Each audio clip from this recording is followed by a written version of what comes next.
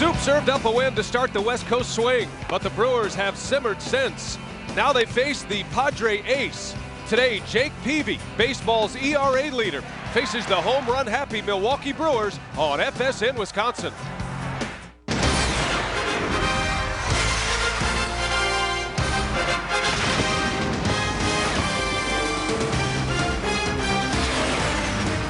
It's a beautiful afternoon in San Diego, California, and welcome from Petco Park. This afternoon, the Brewers at 28-21 take on the San Diego Padres with the exact same record. And the final game of this three-game series and the final game of this tough stretch, this 16-game run, the Brewers were 14 games over 500 when this stretch began and a 6.5 game lead, but Milwaukee 4-11 since. But there's a silver lining. They've only lost a game and a half. They come into play today, a 5-game lead in the National League Central. And hi, everybody. Brian Anderson along with Bill Schroeder. Welcome from San Diego. Bill, the final game of this series, the Brewers have lost 4 straight, and they are facing a horse today. What a pitching matchup. Jeff Suppan against Jake Peavy. It's going to be very important for Suppan to come out strong. He's got to put up zeros early. Brewers have to score first. That's only happened once so far on this road trip, and that was a game that Suppan beat the Dodgers. Jake Peavy's been outstanding. The Padres 8-2 in his starts, and his May totals 3-0 with a 1.00 ERA. He's tough. The 1.63 earned run average, the best in the major leagues, as a pair of 6-game winners go at it here this afternoon. Milestone home runs yesterday. Jenkins number 201, that's third all time. And Ryan Braun in his second big league game, his first big league home run. Game 3 is next. Stay with us.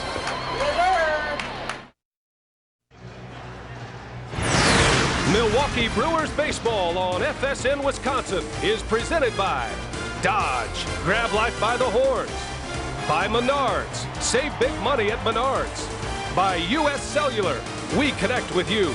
And by Rico, move your ideas forward with Rico dependability.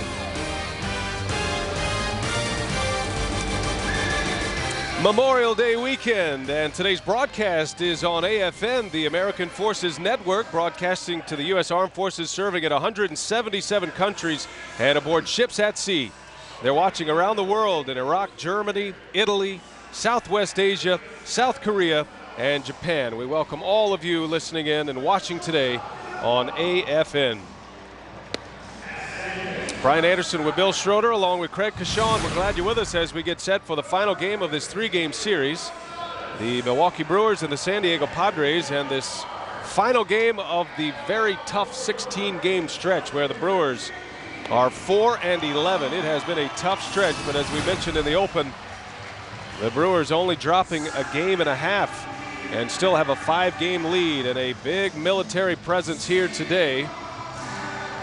In attendance at today's game, the 3rd Recruit Training Battalion, all the recruits and drill instructors from the Marine Recruit Depot here in San Diego. Well, Ned Yost has seen his ball club drop 4 straight, and he shakes up the lineup a little bit today. Tony Gwynn will get the leadoff spot and play center field. No Billy Hall this afternoon. J.J. Hardy bats second, but then the switch is Ryan Braun from 2 to 3. Prince Fielder in the cleanup spot. And you see a ton of lefties down at the bottom of that order with Jenkins, Gross, and Counsell against one of the game's best. Yeah, Jake Peavy's been outstanding this year in his 11th start today. The Padres 8-2 in his starts. Numbers terrific. Big-time strikeout guy leading the National League and has only allowed 1 home run. First pitch to Tony Gwynn is the strike called, and away we go here at Petco Park. Ricky Weeks the day off as well, so 2 starters for the Brewers not in the starting lineup, Billy Hall and Ricky Weeks. He's trying to get as many left-handed bats in that lineup as he can and hoping that's going to get something going. 6 of them in all, including Johnny Estrada, the switch hitter. Second start Tony Gwynn has made in as many days. Tony's return to San Diego, where he grew up, and of course where his dad put a Hall of Fame career together. Tony Sr. will be inducted July 29th, and Tony Jr. will leave the Brewers to be there for that induction ceremony. And what a thrill it's been watching Tony return here. This ballpark, Petco Park, is at the corner of Park and 19 Tony Gwynn Drive. The address to the stadium bears his father's name.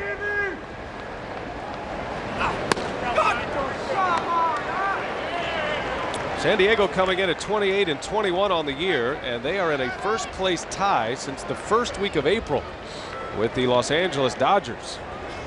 Dodgers losing to the Cubs.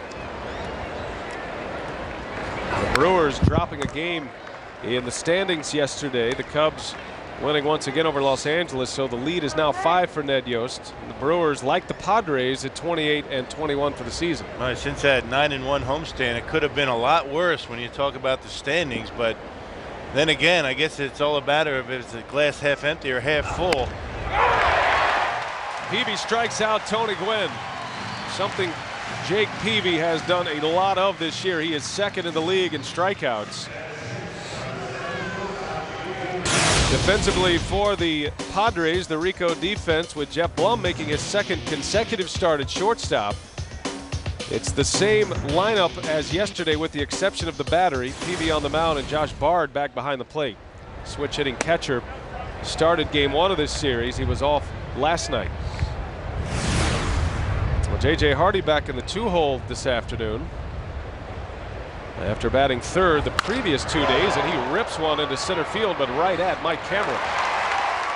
A well-hit ball, but right at Cameron, and Hardy retired. 2 gone here in the first. Now, if you get a fastball early in the count against Jake Peavy, you better go after it because he has a nasty slider. It's basically fastball with good movement in the mid-90s and a very sharp late-breaking slider. Expect the Brewers to attack early today. A lot of times that first pitch is the best one.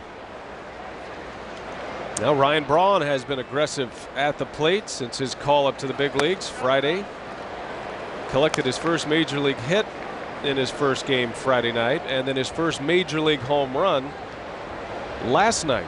Braun had a 3-hit game yesterday and comes in 4 for 8.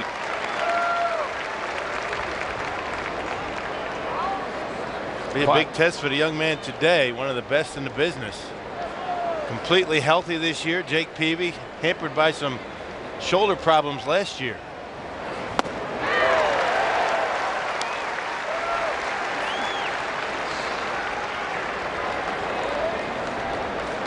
Peavy will turn 26 years old next week. His birthday is May 31st. Alabama native. He was originally a 15th round draft pick, and what a gem the Padres came up with. Down goes Braun. He's a tough guy to strike out, but Jake Peavy showing you why he is the front runner for the Cy Young in the early going. Scoreless inning. Here come the Padres against Suppan.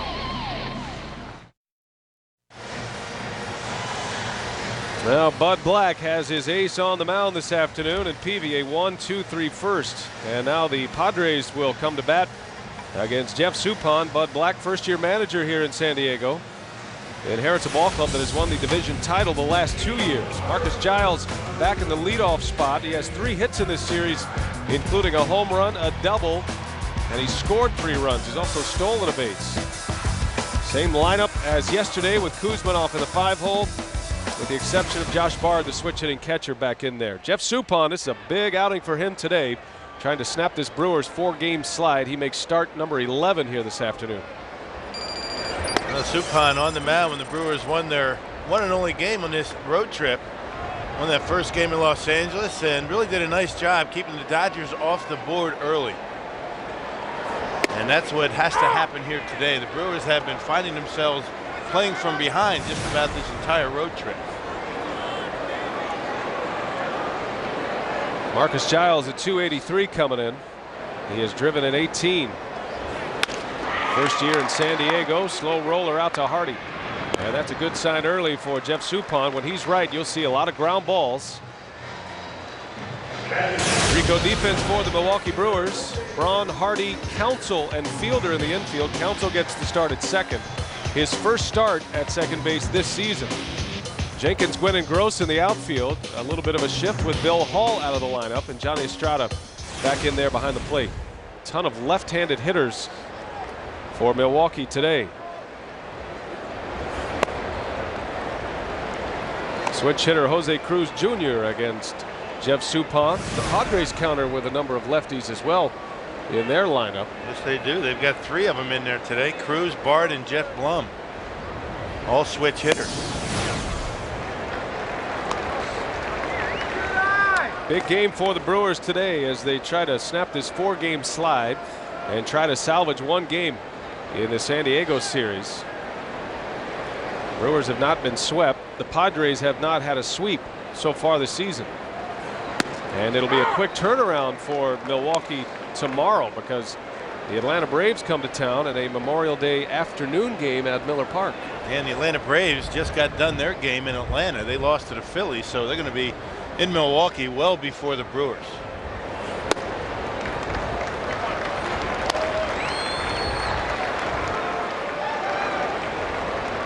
Chris Capuano will pitch tomorrow for the Brewers. He'll jump into Ben Sheets' spot with the day off on Thursday. Capuano stays in his regular rotation as Cruz rolls one to the right side. Counsell will take care of him. And 2 gone on 2 groundouts for Jeff Suppan. And the word on Ben Sheets, unchanged from yesterday. Ben Sheets left his last start in Los Angeles with a blister on his middle finger. Ben says he's ready to go and he will make his start. Of course, it's not his call. Well, sometimes the organization has to protect a player from himself. You know, Ben wants to be out there, and you wonder what the Brewers are going to do if he's not able to make that start. They're already 1 man short down in the bullpen with Descends on the DL, making room for Ryan Braun. So if Villanueva has to make a start, that leaves only 5 relievers. That makes it tough. Well, Mike Cameron has had a big series. He had a big pop last night, a 2-run home run, and it was a missile out of here. They put the Padres on the board in the first inning last night. And as Bill mentioned, part of the struggles for the Brewers falling behind early in games. Brewers were down 7-0 in the opener, managed a comeback but couldn't overcome the 7-run deficit. They lost 8-6.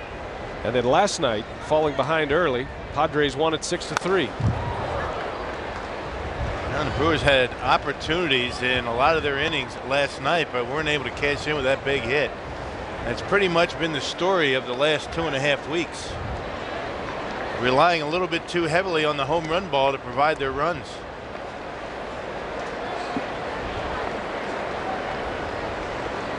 Two gone for Mike Cameron, and the 2-2. And Jeff Suppan comes up with a strikeout and a 1-2-3 inning for Sup with a couple of ground ball outs. So a good start for both starters, and we head to the second scoreless. Well, top of the second inning, Jake Peavy with 79 strikeouts.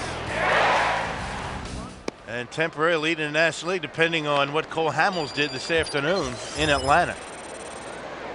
Now, Peavy has put up some incredible numbers this year, and as you mentioned, he is back and healthy this season. He showed that promise a couple of years ago, and no question one of the best in the major leagues right now. Yeah, the Piggly Wiggly scouting report. First pitch fastball, go up there and ambush that first fastball.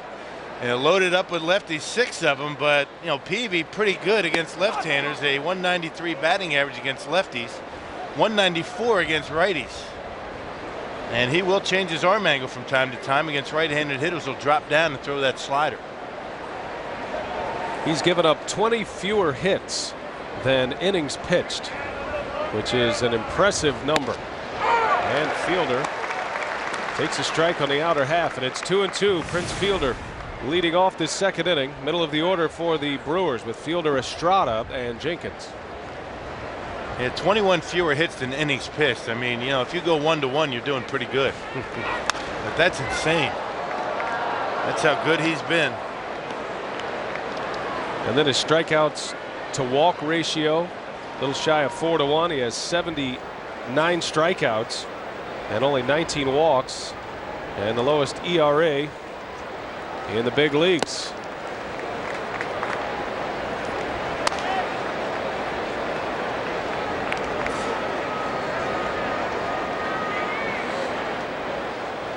Brewers are loaded up with left-handed batters from Fielder down, and Estrada the only switch hitter.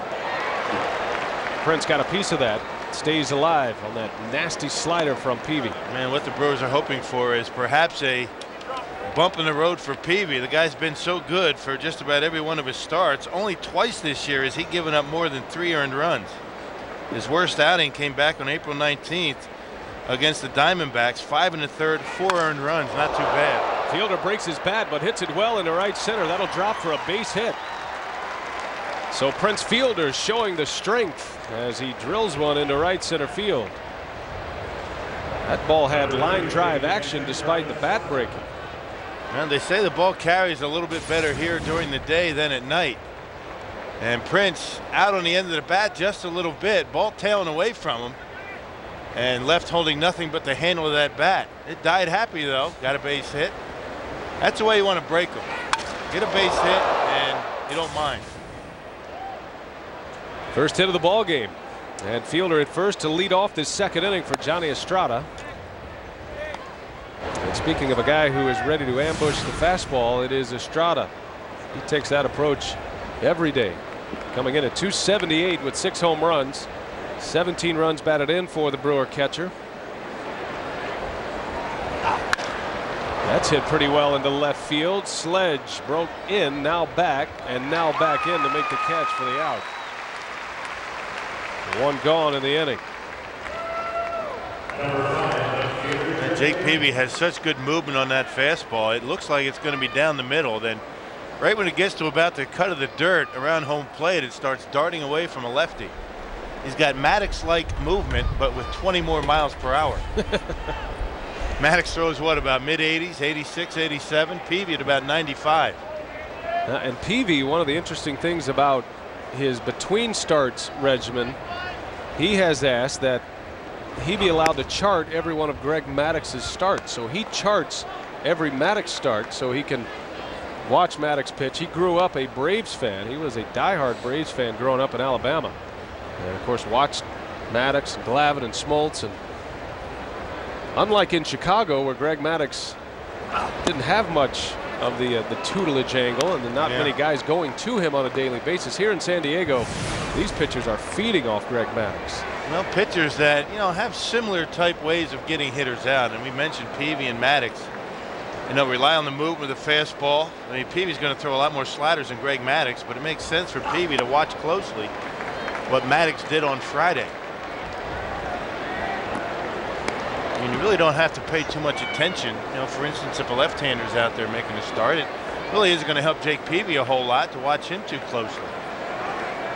And similar styles, you keep an eye on what's working. Jenkins has him at 3-0. Jeff Jenkins coming off that milestone home run last night that put him tied for 3rd on the all-time Brewers home run list, tied him with Cecil Cooper. His 201st home run. And now the Brewers have 3 players in double-digit home run totals, with Hardy, Fielder, both with 15, and Jeff Jenkins moves into double-digit home runs with this blast last night and the dead center field on a cool, heavy-aired night. Jeff Jenkins to center field off Justin Germano. To 3-2 it goes. Been a lot more home runs in this series than you would anticipate. And you can see the success of Jeff Jenkins against Peavy. Not too many guys in the lineup, but a lot of success against Peavy. Craig Counsell's had limited success. That's why he's in the lineup today. He was behind him 3-0, now 3-2. And Jenkins fights another one off with Fielder on the run. Somewhat of a risky proposition with the way Peavy gets rid of the ball pretty quickly. He's pretty quick to home plate, and he strikes out a lot of batters. You risk the strike him out, throw him out, end of inning when you send that base runner. Peavy likes to work in a hurry. Prince takes off again, and Jenkins fouls another off. So a good at bat from Jeff Jenkins. He has seen 7 pitches from Peavy. Peavy has logged some big pitch counts this year. He had a 16 strikeout game against Arizona the last week of April, and he threw 117 pitches in that game. He went a stretch of 9 straight starts with 100 or more pitches in a game. Jenkins into left center field. Jeff Jenkins has hit one hard to left, but Sledge right there to make the play. And Fielder has to retreat. Boy, Jenkins looked like he had a chance to hit one out of here. Yeah, he hit it well. It's deep out there, though. Once you get out to about left center, it gets to 401, deepest part of the ballpark, and that's the direction that he hit it. It didn't look like that ball carried very well, did it? Well, we came to the ballpark today, and most of the talk around the clubhouse and down around the cage was that day games the ball really travels well. It plays more like a normal ballpark. But we've seen a couple of hard hit balls die in left field. One from Estrada and now from Jenkins. Peavy grunts one in there for strike one. Hey, he lets you know he's throwing hard, doesn't he? I mean, he doesn't make any bones about it. He's grunting, very animated out there in the mound. He'll get mad at himself. You don't mind that too much.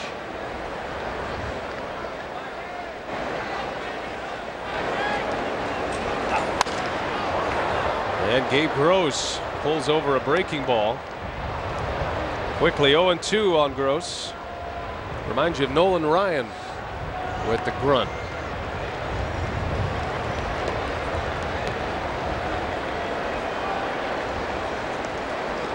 A couple of Alabama guys here matching up. Peavy and Gabe Gross. Peavy, as a matter of fact, had signed a letter of intent with the University of Auburn, where Gross played his college ball. He strikes him out, and after the leadoff single by Fielder, Peavy goes 1-2-3 through the order with his 3rd strikeout. Padres coming up. Gonzalez leads the way when we come back. Just underway in San Diego, scoreless ball game as the Padres come to bat. Want to remind you that it's time to put in your entry for the 2008 Brewers Fantasy Camp, February 4th through the 10th are the dates of the camp in Phoenix, Arizona. You can call 262-679-3612 or log on to the web at brewers.com/fantasycamp. Seeing a lot of Brewers fans here on this West Coast trip, and for more on that, we check in with Craig Coshun. Yeah, it's hard not to bump into a Brewers fan out here in California, Brian and Bill. And Barry Riskin here has joined us, and I'll tell you what, Barry, you've been around here for a couple of days now. You enjoying your transplant anyway? You're from Illinois and you're a Brewer fan, is that right? Yeah, that's right. You know, Craig, I went out to a Brewers Fantasy Camp, and it was one of the best experiences of my life.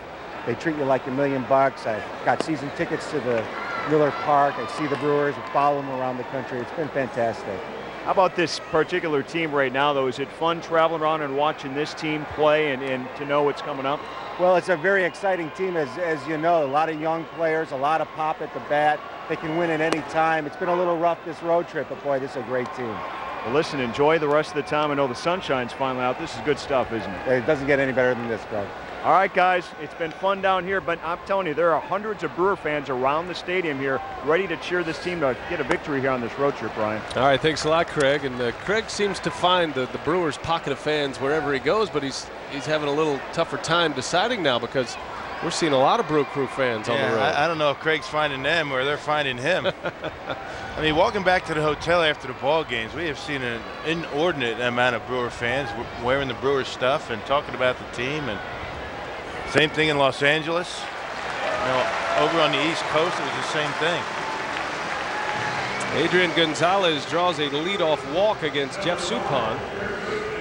And the Padres put a man on to start this 2nd inning. Suppan has only walked 15 this year in 67 innings coming in. So not a lot of walks on his register, but he's very careful with Gonzalez and now faces the talented rookie 3rd baseman Kevin Kuzmanoff. Kuzmanoff hit a grand slam home run Friday that proved to be the big blow in the ballgame. On the ground, Suppan has it, got a chance for 2. Counsell makes the turn, and a 1-4-3 double play wipes out the lead base runner. Nice play on the mound by Suppan to get it started. Not a good pitch. I mean, Kuzmanoff, a very aggressive hitter up there, liking to attack first pitch, a slider off the end of the bat. And J.J. Hardy has to, you know, I should say Craig Counsell has to adjust, but still able to make that double play. I'm not sure who's playing where with this radical shift that the Brewers incorporate. Ordinarily, it's J.J. Hardy making that throw. And the shift is on once again for Josh Bard, switch hitting catcher.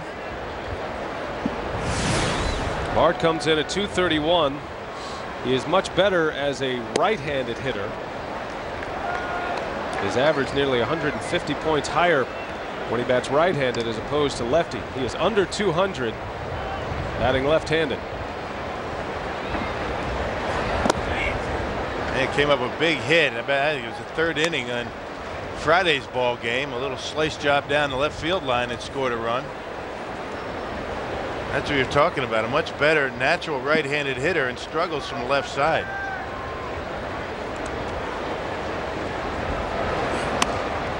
Bard was on base twice in that first game of the series, scored 2 runs, and it was his check swing that really got the inning jump started. That big 5-run inning for San Diego.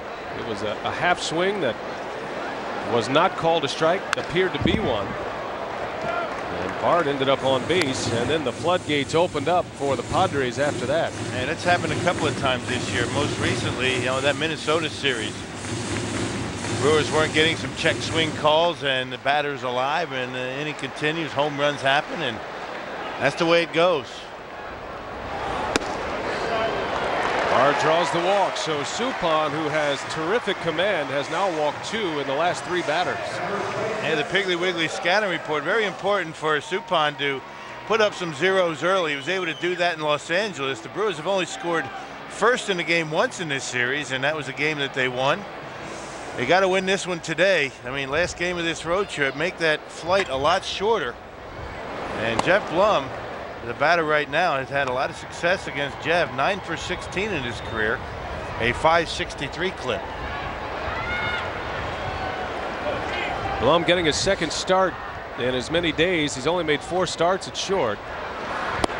Khalil Green, their talented young shortstop, getting 2 days off in this series. Of course, the Padres are off tomorrow, a scheduled day off, so it's going to be a 3-day break, probably more psychological than anything else for Khalil Green, who is really struggling at the plate right now. Yeah, it didn't look very good in Friday's game, so the game yesterday off. They wanted Blum in the lineup today because of that success against Suppan. Sometimes that's the best medicine, getting a couple of days off. It worked for Ricky Weeks. He had 4 days off nursing that sore wrist. Came back and was swinging the bat much better.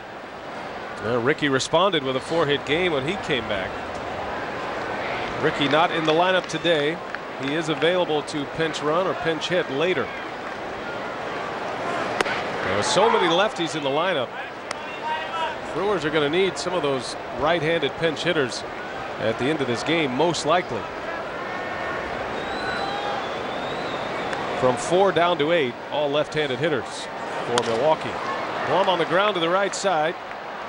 Counsell takes care of Jeff Blum, and that retires the side. So Suppan with 4 ground ball outs. Looks sharp today. We are scoreless as we head to the 3rd.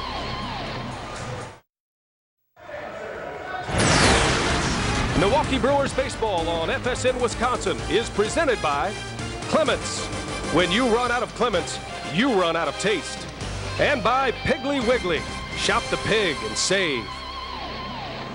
Final game of the series here in San Diego. Miller Lite, what's on tap for the Brewers coming up? Day game tomorrow, Memorial Day afternoon ball game at Miller Park. 3-game series with the Braves. Back on the air Thursday against the Florida Marlins. 10 days at home for the Brewers coming up, and it cannot get here soon enough. Brewers are now 11-14 on the road this year. Still the best home record in the National League. 17 wins, only 7 losses. Counsell in the air to shallow left. Turnell Sledge is there to make the catch. Brewers with only 1 hit in this game. Fielder led the second off with a single against Peavy.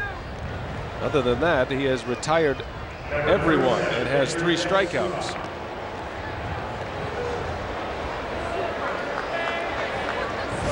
One out in the 3rd, and here is Jeff Suppan. A couple of hits this year on his register, 2 for 23. Suppan has driven in a run as well.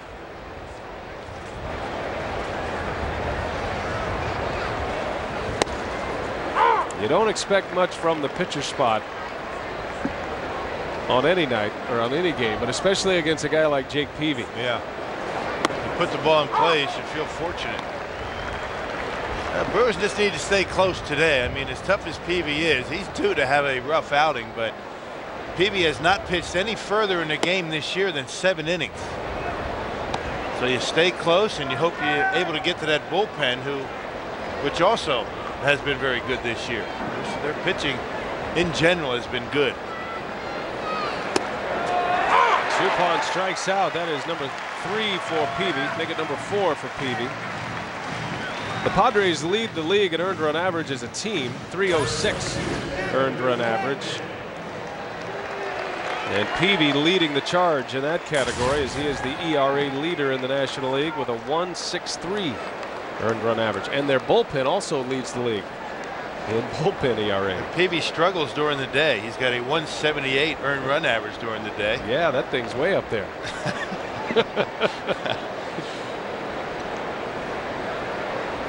Yeah, we were talking about all of the left-handed batters in the lineup today for the Brewers, and you know, statistically the Brewers with their lefties much better against Peavy. I mean, he struggles against left-handed hitters, right? Yeah, an opponent batting average against lefties at 193. An opponent batting average against right-handed hitters at 194. See? So no statistical reason why all the lefties in the lineup, other than fact. That is current up to the minute. It's now 195 and 191. Yeah, those numbers we were citing were before the game.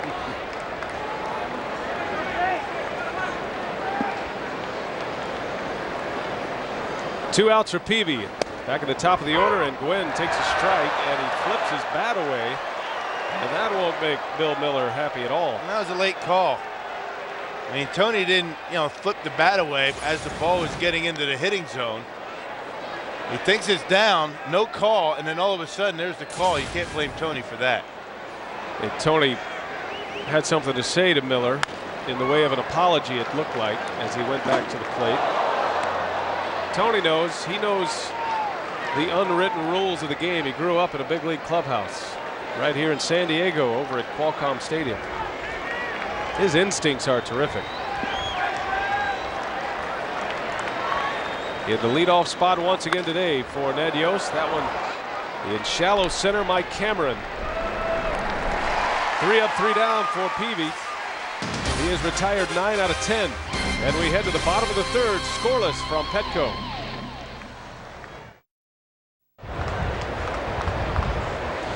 Well, don't miss Retro Friday on June 1st against the Marlins. All fans in attendance get a 5-inch Don Sutton bobblehead, courtesy of American Family Insurance, Century Foods, and the Wisconsin Lottery. Termel Sledge leads off and drops a beautiful bunt down. Suppan trying to sweep it to first, and it's a base hit. Sledge on the first pitch from Suppan. A perfect bunt hit. Hey, that's one of those in no man's land for Prince Fielder. He's playing back behind first base. I guess if he takes off right away, it's an easier play for Prince. But Prince figuring I better get to the bag and allow Suppan to get the baseball. I guess either way, nobody's going to get that. That was a beautiful bunt. And then it becomes a foot race between Suppan and Sledge to the bag with an exchange involved. So Sledge starts it with a single. First hit of the ball game for San Diego comes on a bunt hit. And now Jake Peavy gets a chance to bunt the runner over. Sledge takes off. Peavy swings away.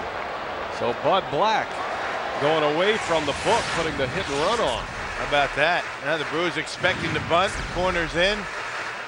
Infield moving around. They put on the hit and run. Peavy handles the bat pretty well. He hit 2 homers last year. Peavy has 5 hits this year and 23 at bats, including a couple of RBIs. Squares this time, drops down a good one. And Braun and Estrada confused, but neither touched it, and it's a foul ball. Boy, they wanted to touch it, didn't they? I'm not sure who it was that said let it go, but they both decided to keep their hands off of it, and it twisted foul just barely. There it is. Ryan Braun came close to it, but never did touch it. Man, oh man. A hot potato down there at third base. That was a good move to not touch it, but it appeared some communication breakdown with the Brewers catcher and the new third baseman, Ryan Braun.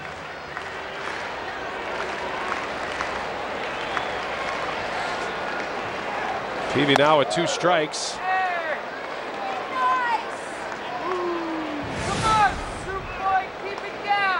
A couple of RBIs for Peavy this year. He's also dropped down 3 sacrifice bunts. He did not square with 2 strikes last time out. So this time he swings away, and a swinging bunt works just the same. Sledge to second base. Peavy put out, and the Padres have a runner in scoring position for the top of the order. They have the benefit of putting the ball in play. Pitcher helps himself by a little bit of a swinging bunt and getting the man to second base. That was his goal, and that's what he did. 1 out for Marcus Giles now here in the 3rd inning.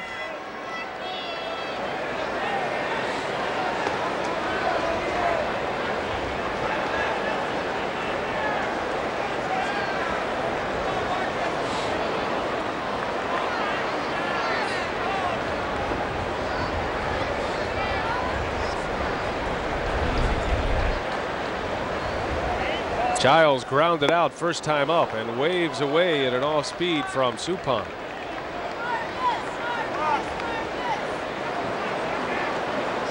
Suppan has terrific stuff. He has such good command with all of his pitches. That's why he has been so successful in his career.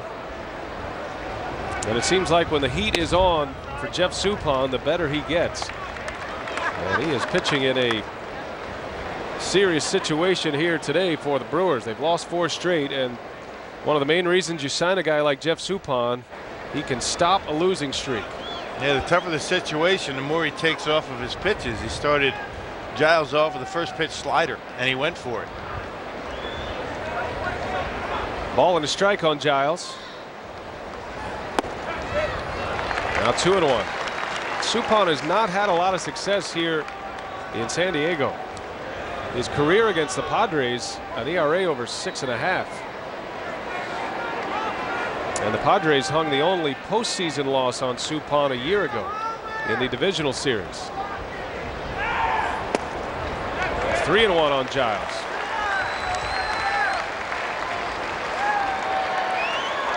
Suppan here at Petco, 1-1, and his ERA over 7. Hoping to turn all that around here this afternoon. Giving up a couple of walks and a single.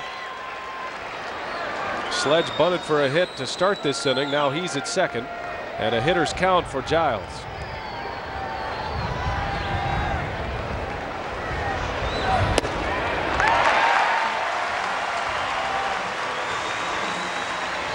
Third walk allowed by Jeff Suppan. Yeah, Suppan being very careful. He realizes a run or 2 could be the difference in the game and could cost him the ball game with the way Peavy has been pitching. So certainly the opposing pitcher has a big impact on how a pitcher goes about his business. Margin of error not all that great for Suppan today.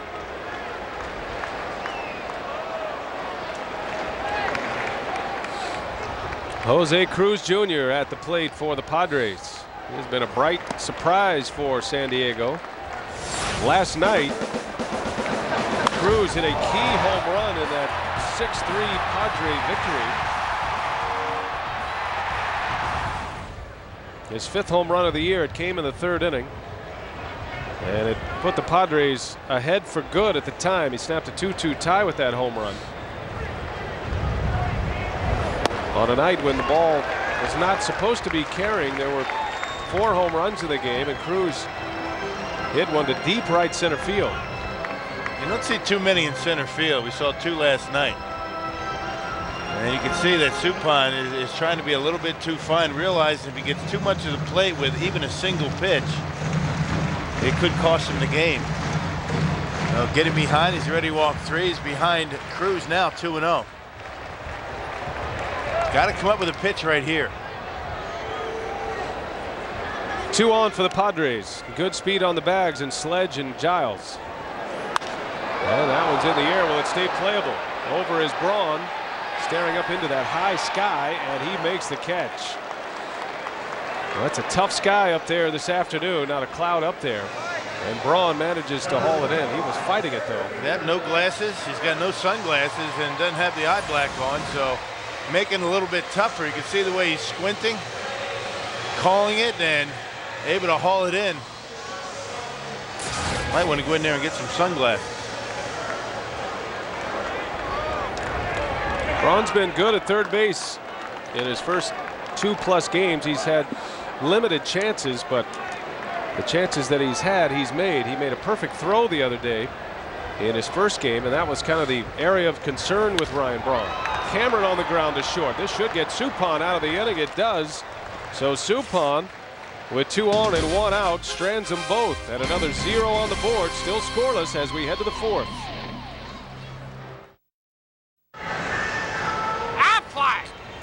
Time now for the Aflac trivia question. Who are the 3 major league teams without a player hitting for the cycle? 3 major league teams never had a player hit for the cycle. And that is today's Aflac trivia. I bet you were dying to know that. Yeah. When you woke up this morning. Kind of interesting, I think. Actually, I had a dream about it last night, and the Padres are one of the teams.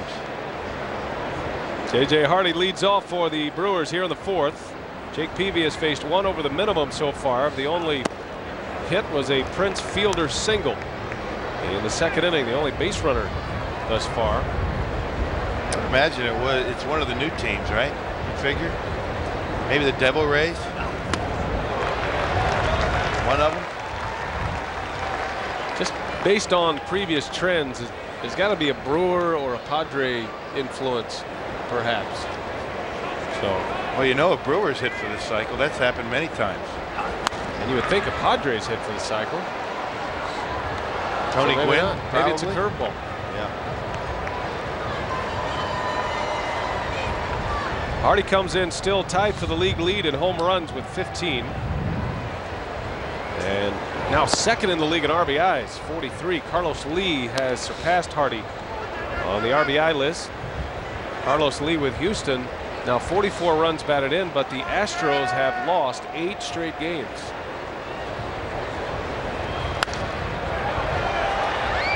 Foul territory. Who wants it? Drops in between 3. Wow. Boy, Kuzmanov. How about Peavy over there as well? That's got to be a ball. Yeah. Well, Kuzmanov pulled up because Jake Peavy was in the way. Last thing you want to do is knock him over and hurt your best pitcher. Jake Peavy's best off just staying out of the way on that play. There's Peavy, the pitcher. Catcher gives up on it, and nobody even close. Well, so the Brewers catch a break here, and Hardy stays alive. Rookie third baseman Kevin Kuzmanov. Oh, just missed. Hardy lays off one, and the count goes to 3-2.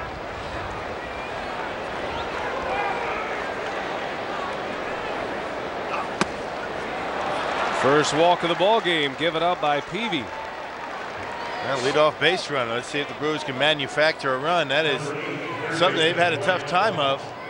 Only 3 for 16 with runners in scoring position in this series. 0 for 8 last night. They had many opportunities, but just couldn't cash in. You don't figure on getting too many big innings against Jake Peavy, so when you get a chance, you better drive him in. Lead runner on for the Crew, and Ryan Braun stepping up. Peavy struck out Braun in the first inning to end the inning. Struck him out on a nasty slider. And Braun goes after the first pitch. That's going to be a routine double play ball. Jeff Blum turns it himself, 6-3 on the double play, and that wipes out the lead base runner. Just like that, 2 gone here in the 4th. Well, he's got such good late movement going down, and not only does he throw mid-90s, but with some wicked movement. A lot of ground ball outs. He's only allowed 1 home run in 10 starts. And that one, a room service double play for Jeff Blum. Hardy taking one in the back of the head from Blum. So 2 gone now, and Fielder. Now Ryan Braun seeing the big league's best here today, and Jake Peavy had a hit off Greg Maddux in his first game. 3 hits last night. Didn't take Ryan Braun long to fall back in his comfortable spot in the lineup, third, where he has hit most of the year. Hit second the first 2 games. That was a good spot for him, though, wasn't it? Absolutely. Did pretty well. A couple of RBIs on Friday night, 3 hits last night, and a homer. But with Ricky Reeks out of the lineup, Ned Yost has juggled the lineup a bit, maybe trying to, shake it up, get his left-handers in the lineup. All righties on the bench from Milwaukee. And if there's a protection spot in the lineup, it is ahead of Fielder. Fielder is such a power threat at the plate. Hardy's been hitting in the 2-hole with Fielder batting third most of the year. Of course, Hardy's off to this great start. And today, Braun gets that protection spot in front of Fielder. Fielder has the only hit in this game for the Brewers.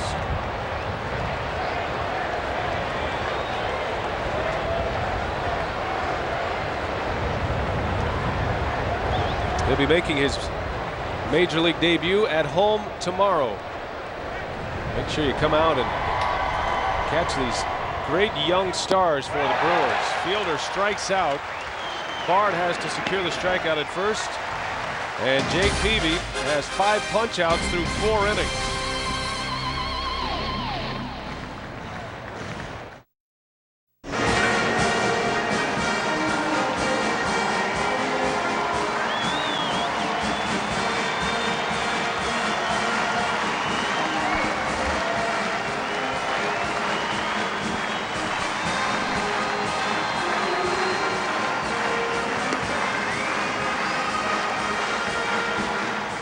The Marine Corps hymn here, and there's a great Marine right there. Jerry Coleman, the longtime announcer of the San Diego Padres, every Sunday here. A salute to the Marine Corps and all of the recruits and the drill instructors from the Marine Recruit Depot here in San Diego here at Sunday ball games. Hope you're enjoying your Memorial Day weekend here. Adrian Gonzalez gets him to their feet here in San Diego. Gonzalez, a home run. He has had a huge series. That's his 7th hit of the series. And home run number 12 puts the Padres on the board 1-0.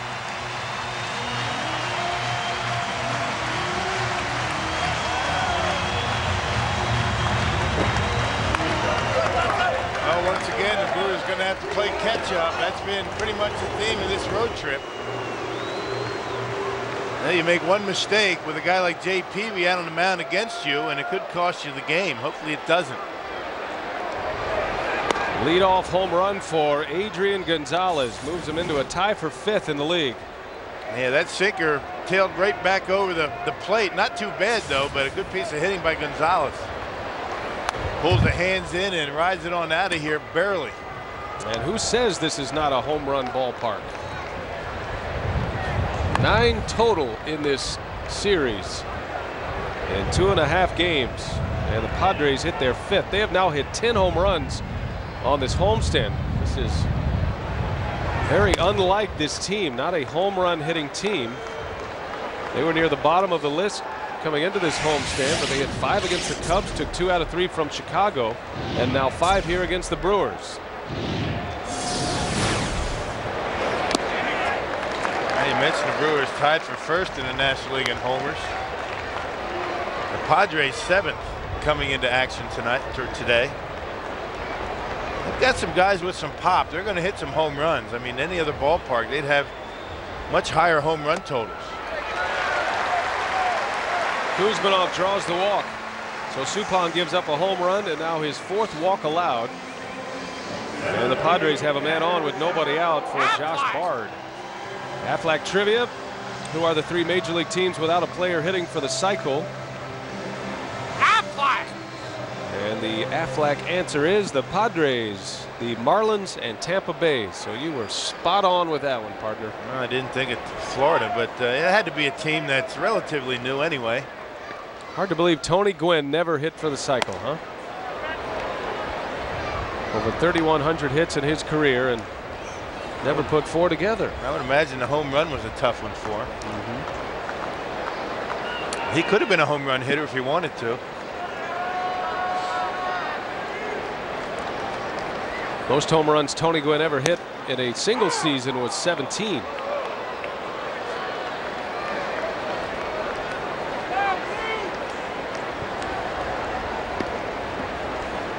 Well, if he wanted to hit more home runs, he could have, but he wouldn't have.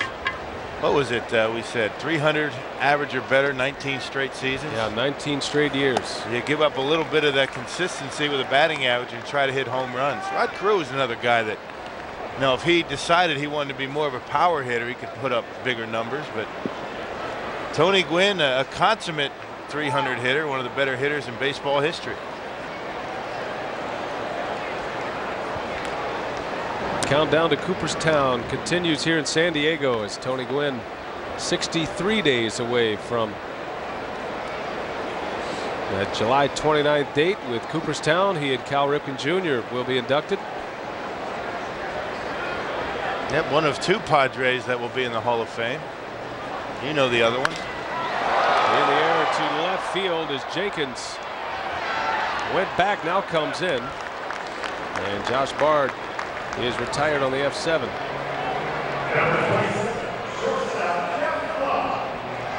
You know who it is. Dave Winfield. Yeah.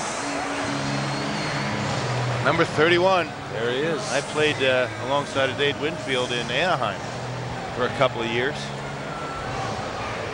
You talk about commanding a presence in a clubhouse. Oh, my goodness.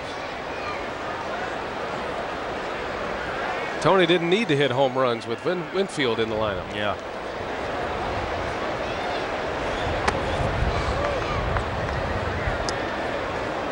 Suppan with one out here. Runners in on the Adrian Gonzalez home run to lead the inning off. And Jeff Blum, who grounded out last time up to win the inning. Suppan making his 11th start of the year. He has decisions in his first 10. Started out by losing the first 2. And then he won 5 in a row.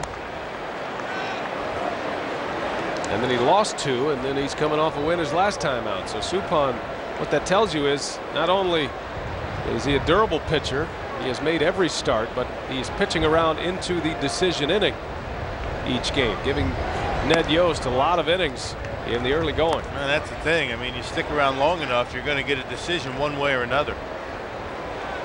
And that's what you like. Jake Peavy with 2 no decisions this year, and as we mentioned, has not pitched any further than the 7th inning this year, which isn't bad. Suppan has a complete game this season. Spun that one against his old team, the Cardinals.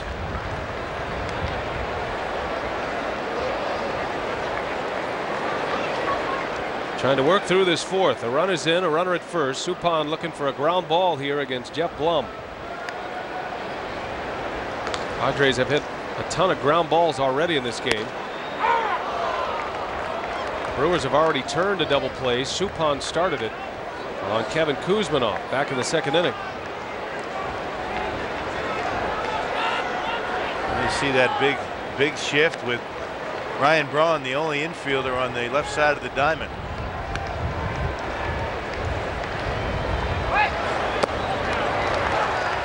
Well, Blum draws the walk, and again Suppan with a multi-walk inning. Very un-Suppan-like here. That's the 2nd time in this game he's allowed 2 walks in an inning, and overall that's number 5. They're just not willing to get too much of the plate, and we've already talked about the reason for it. Trying to be too fine, figuring that another run or 2, and it might be all for him. That might cost him the game. So when a pitcher, you know, has that sense, he just as soon walk a batter than throw a pitch down the middle of the plate.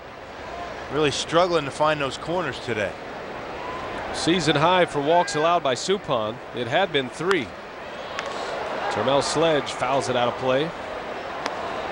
Suppan walked 3 in that Dodgers start his last time out. And he walked 3 in the opener against the Dodgers. Other than that, it's been 1s and 2s for Suppan in the walk column. But already 5 today, and now the Padres threatening once again with 2 on and 1 out. And Johnny Estrada just got crossed up. Caught that one a little bit funny, backhanded it. Looked like he got handcuffed and on his way out to make sure that they're together on the signals. Check it out. I think he's anticipating this pitch to have some break on it. see the way he was darting that glove in the middle part of the plate and then had to go back. That's a lonely feeling for a catcher when you think a breaking ball's coming and you get the fastball. He was lucky to keep it in his glove. Well, in a big play perhaps, because if that gets away from Estrada, now the double play threat is gone and the Padres have runners at second and third. Instead, they are still at first and second. Suppan looking for that ground ball, Sledge in the air to left field. Jenkins on the run. Jenkins still on the run, and he tracks it down at the track. Sledge hits it a long way into left center field, and we haven't seen the ball carry very well, but Sledge must have really tattooed that one. Boy, I'll tell you what, not known for a guy that's got much power to the opposite field, particularly in this ballpark. Carrying pretty well. Jenkins continues to go back on a warning track and able to haul it in. And gets it in quickly into the infield. The runners had to stay put. Yeah, so 2 gone and a chance for Suppan to get out of this inning. Now the pitcher batting, Jake Peavy. Certainly a guy you got to pay a little more attention to than a regular pitcher hitting for himself. Peavy swings the bat well.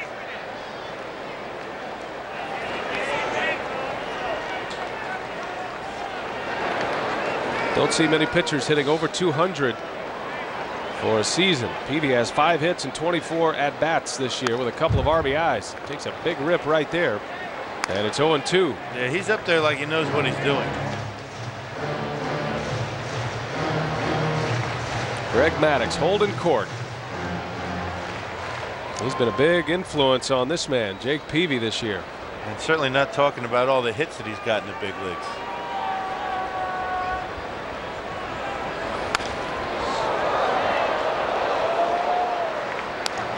Maddux, pretty good bunter. I mean, he does a nice job dropping down the bunch, but swinging the bat certainly not his forte.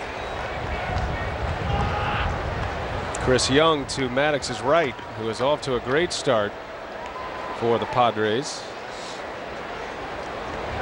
Brewers missing Chris Young in the rotation, but catching Maddux, Germano, and Peavy. And it doesn't get any easier when the Brewers return home. They're going to catch Chuck James, the lefty, but then John Smoltz and Tim Hudson.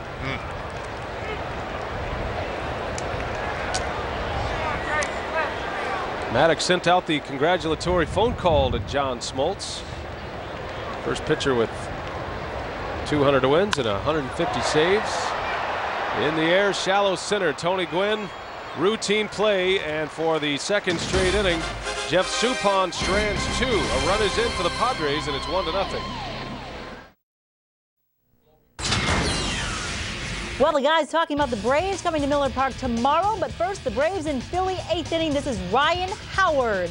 Howard gone. His second home run of the day. The Phillies sweep the Braves. It's a 13-6 final today. Atlanta getting swept for the first time this season, guys, and they bring that 3-game losing streak to Milwaukee tomorrow, and they could get Chipper Jones back in the lineup. Brian and Bill? All right, thanks a lot, Ann. And the Braves indeed are struggling right now. They are 28-22. Mets out 4.5 games in the National League East right now. It's a swing through the East for Milwaukee coming up next. Not just the Braves, but then the Florida Marlins coming to town. Brewers trying to salvage 1 game here in San Diego before they head home.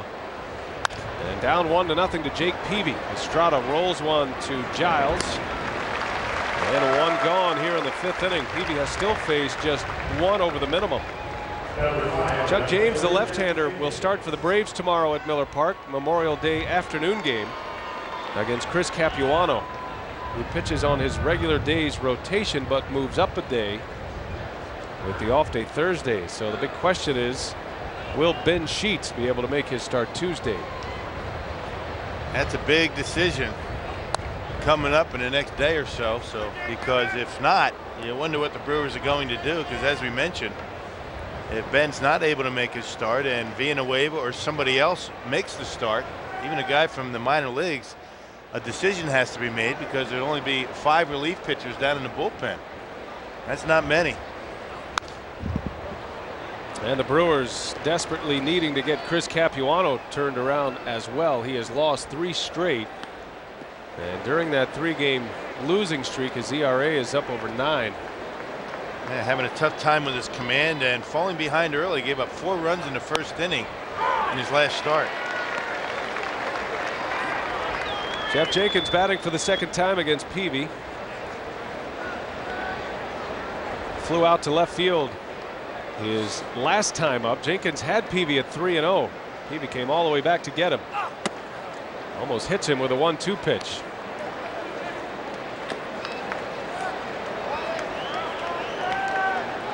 Brewers have had 2 base runners, a single by Fielder in the second and a walk in the fourth from Hardy. But Peavy, after that walk to Hardy, immediately got a double play ball, so he still faced just 1 over the minimum. And he looks as tough as advertised here this afternoon. Now and again, he's at 69 pitches right now. He doesn't go over 110. He's about 100 pitches every start.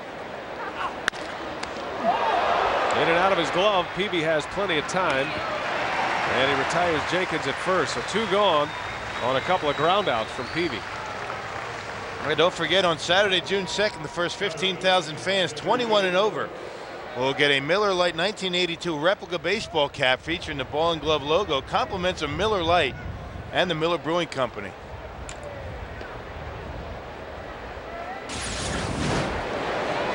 Fields his position pretty well. I mean, he squares his shoulders up, able to knock it down and get the out.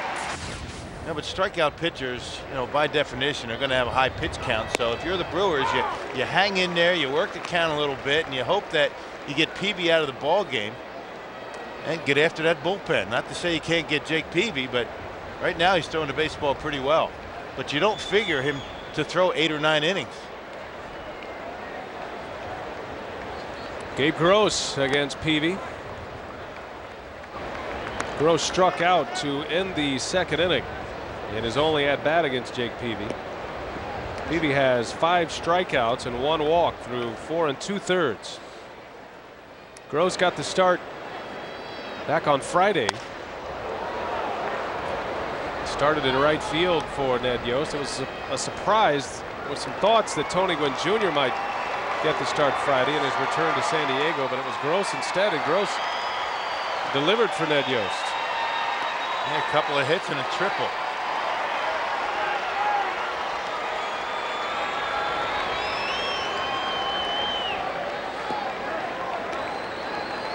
Ball and 2 strikes as Gabe Gross gets a new piece of lumber here against Jake Peavy. Brewers trying to put a man on here in this 5th inning. And a swing and a miss. Strikeout number 6. As Peavy has the Brewers frustrated thus far. Working on a 1-hit shutout. 1-0 Padres. They're coming to bat.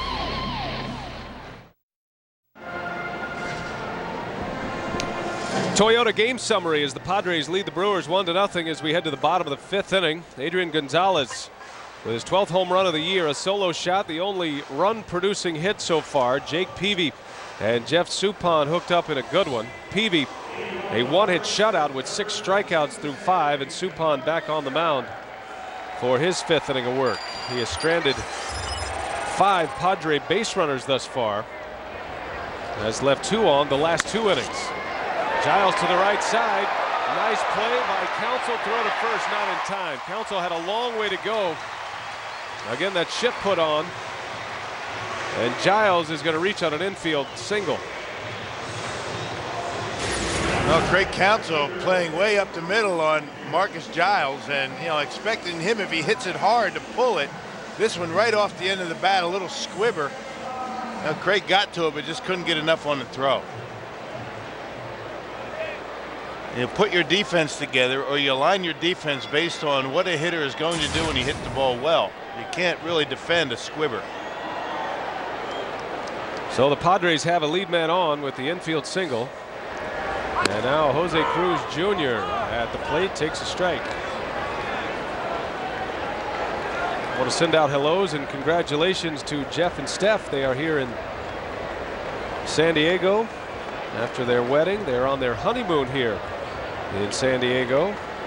They wanted to say hi to everyone watching in Wisconsin. So congratulations to Jeff and Steph. Pretty good honeymoon spot right here. Yes, sir. It's a place to be. Perfect weather all year round. And you know, Jeff and Steph scheduled that around the Brewers in town. Diehard Brewer fans. Yeah. This ballpark situated less than a mile from the ocean, right on the San Diego Bay. Suppan, his only play is to first. Sacrifice bunt for Cruz. And again, the Padres have a runner in scoring position for the second straight inning. Now playing small ball, figuring with Jake Peavy out on the mound, you don't need too many, so another one would look nice. Now, number 2 hitter drops it down and sets the table for the 3-4 hitters. Now Mike Cameron is 0 for 2 against Suppan, a strikeout and a groundout. Giles at second with good speed. Suppan again in trouble. And Padres have been able to put their leadoff hitter aboard in 4 straight innings. Cameron strikes out a lot. Not as much as Adam Dunn or Andrew Jones, but he has always been a big strikeout guy at the plate. But he also packs a lot of thunder in his bat. He hit his 4th home run yesterday. A 2-run shot. Hit 22 home runs for the Padres a year ago.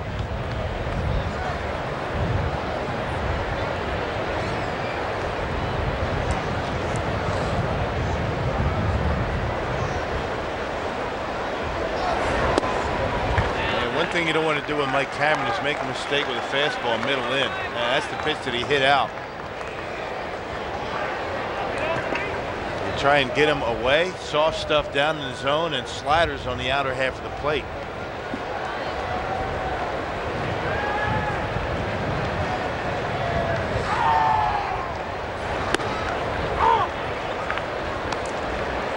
Two and one on Mike Cameron. You really have to force this guy to hit the ball to the opposite field. He doesn't really want to do it. He likes to pull it. Don't give him anything to pull.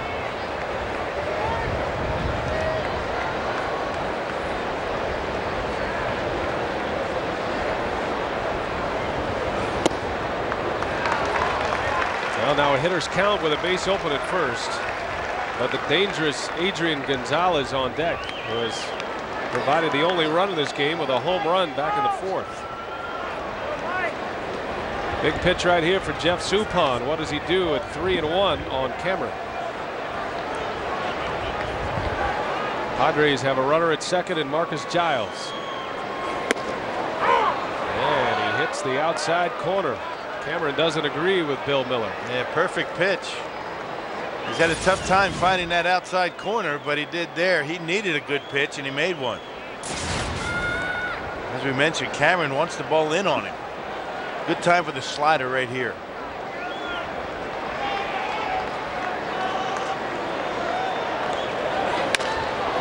On the ground, backhand play. Hardy got a long throw. Cameron runs well, and it's in time for the out. Boy, J.J. Hardy. A strong arm to get Mike Cameron by a half a step at first. Well, and he needed it too. I mean, a backhand pickup and flat-footed. He's able to get it over there. A good scoop by Prince. And just able to get Cameron by a half a step. Not even. Good play. And Giles has to stay put at second base. And first base open. The Brewers really don't like to use the intentional walk a whole lot, only 6 times. I mean, this is a perfect situation to put this guy on and go after the right-hander. And if you don't walk him intensely, be very careful. You don't want to give this guy anything to hit. Now Kuzmanov is on deck. He's a rookie, but he's hot. Adrian Gonzalez is hot as well. He has 7 hits in this series already. He's been on base twice today. He walked in the second. And then back in the 4th inning, a smash into right center field, the game's only run. Gonzalez with home run number 12 moves him into a tie for 5th. And Suppan will walk Gonzalez. And even though Kuzminov has been swinging the bat well, he's a young hitter and he's a right-handed hitter, so you want to play the percentages here. You don't see the Brewers do this often, the intentional walk. Only the 7th time this year. I mean, one of the fewest intentional walks of any team in the National League. So Gonzalez takes his spot at first and second once again for the Padres, and now Kuzminov comes up. Take you back to Friday. This was the grand slam home run by Kuzminov, his 4th home run of the year, his 2nd career grand slam, and it proved to be the difference in the ball game in an 8-6 Padre win. The first pitch Kuzminov ever saw in the big leagues was a grand slam. That was last year while a member of the Indians.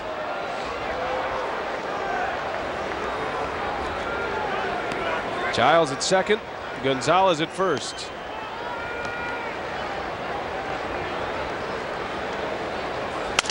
Broke his bat. Over to make the play, Counsell bobbles, flip to Hardy in time. And the shift pays off that time as Counsell comes up with the assist as Hardy takes it just before Gonzalez gets to the bag, and the side retired. Suppan strands 2 more. The Padres have left 7.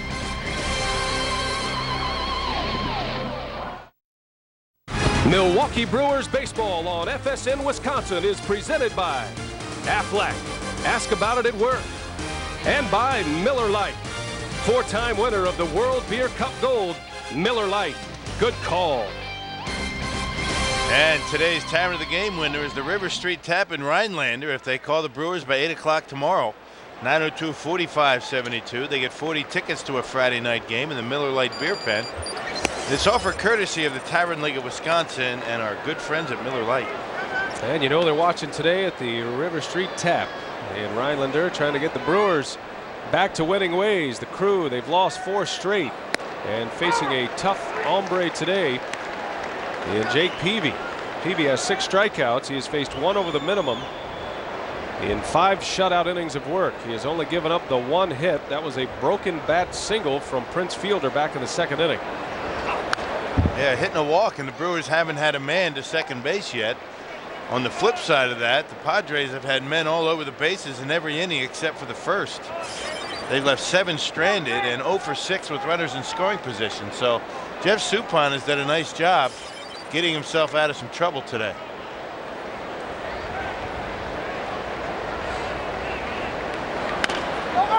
Counsell trying to get on here with Suppan in the on-deck circle. 8, 9, and 1 due up for the Brewers in this 6th inning. Well, you'd love to give Suppan a chance to bunt a runner over and stay in the game.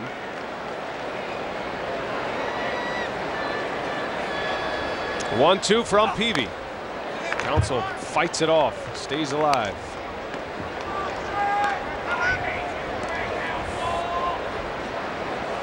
Counsell, one of the few Brewers with any success at all against Jake Peavy in his career.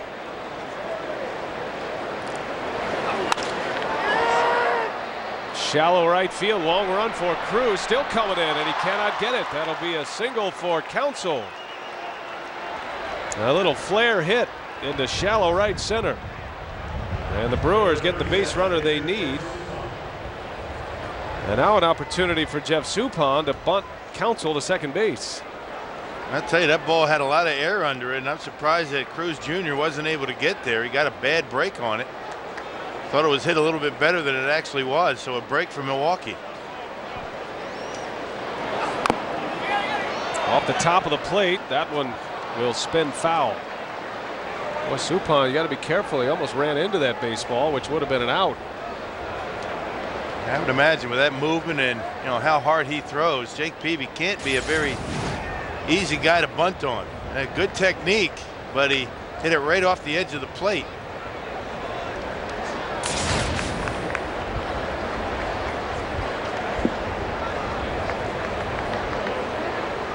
Suppan was Peavy's 4th strikeout back in the 3rd inning.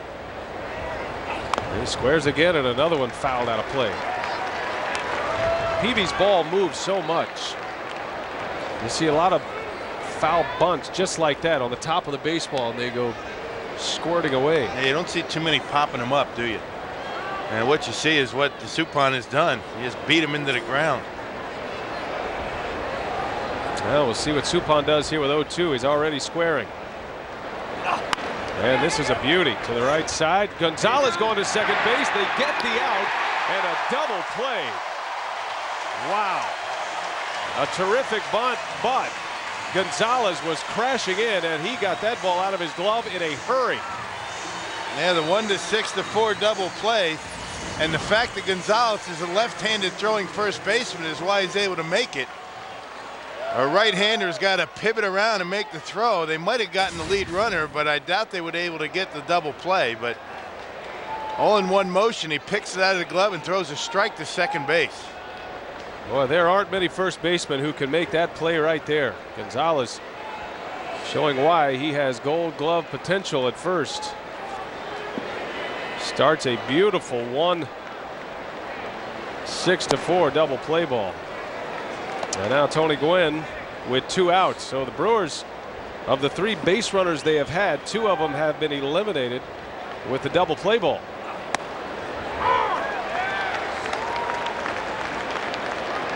Boy, Suppan couldn't have done much more with that bunt than he did. Well, he hit a little bit hard, but still in all, he got it down against Peavy, but it took a really nice defensive play by Gonzalez to get the lead runner. Not much you can do about that. He's shaking his head, realizing I did the best I could with that situation, and Gonzalez just made a better play.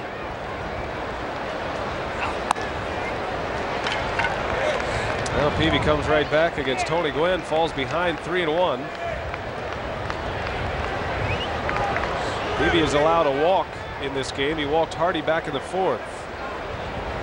But still, he has only faced 1 over the minimum thus far through 5 2/3 after 2 double play balls. 3-2 the count.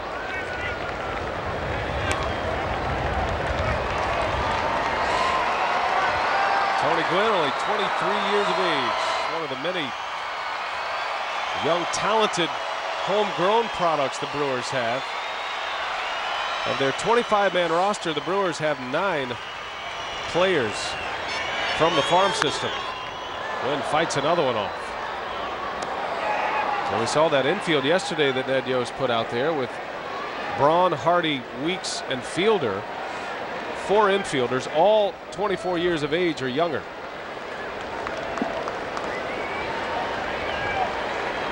How will the kids respond to this 4-game slide? That is the big question right now.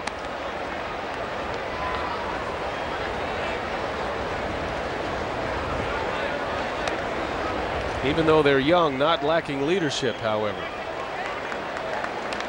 Well, Prince Fielder, one of the youngest of the Brewers, is becoming a leader on this club. Gwynn goes into left field. Sledge is there to make the play for the outs, and another 3-batter inning for Peavy. A leadoff single, a double play ball, and then a fly ball out. Still has a 0 on the board. 1-0 Padres as we go to the bottom of the 6th inning. Time now for a Midwest Airlines Best Care in the Air crew in the community, and tonight it focuses on Corey Hart and what the young Brewer outfielder gives back to the community. Golf thing, but a lot of guys do that. Just, you know, for every hit or home run, you know, you give a few $100 or $50. But I mean, for me, I mean, obviously not as wealthy as some of the guys that can give more, but you know, I try to give back to, you know, people back home. That's the school system and stuff like that. But you know, especially around here, I mean, even if you can't give money, you know, we go to schools and talk, or these clinics we do out here, go sign somewhere just to get out in the community and, you know, let everybody know that about, you know, the Brewers care a little bit. So anything, obviously, you know, if you do anything at all, the fans are going to definitely grasp you and, you know, look forward to seeing you. So. And the Brewers will be happy to get back home and get back in the community starting this next week when they get back into the SCORE program, back in the school system. Looking forward to getting back home after tonight. But, hey, first things first, guys, let's get the W. Yeah, and the Brewers are down 1-0. Thanks a lot, Craig. Good story from Corey Hart. Suppan gets the first man out. Good strong throw from Ryan Braun. Season high 6 walks from Jeff Suppan, one of those intentional. They had 6 walks, but none of them have scored. That's the amazing thing. 87 pitches for Suppan. Look at the ball to strike ratio. He's had a tough time finding those corners, but he's been able to make the pitches when he's needed. Suppan looking for an easy inning. He had a 3-up, 3-down inning in the first, but the Padres have had men on in every other inning. Suppan has stranded 7, including 2 left on base the last 3 innings. Blum into deep right center field. Tony Gwynn on the move. Gwynn to the track at the wall. It's off his glove. They'll stay in the park. It'll be a double for Blum. That was almost an amazing catch by Tony Gwynn. Yeah, it's amazing that he was able to get there, and I think got a glove on it. Maybe it got off the wall, but he was in good shape to get it in and held Blum to a double. This is a home run in every other ballpark but Petco Park. Look at Tony Gwynn with his speed able to get back there. I don't think he got a glove on it. Hit the top of the padding, but he was close. He did get a glove on it. He was close, and he kept Blum to second base. It was a good play. He thought he should have had it. Now another base runner in scoring position for the Padres. Double number 6 of the year for Blum. And a near miss for Tony Gwynn. Well, that would have been on every highlight reel from baseball, but instead it goes as a double. Tony can cover a lot of ground in center field. Yeah, this one goes right off the ends of his glove. Looked like he rattled around in that glove just a little bit. It fell out. A good effort by Tony, and he was able to hold Blum to a double. Sledge, a big rip at a Suppan fastball. Termel Sledge reached on an infield single in the 3rd, and then he flew out to deep left in the 4th. He's been swinging the bat well since he's had a chance to play more often.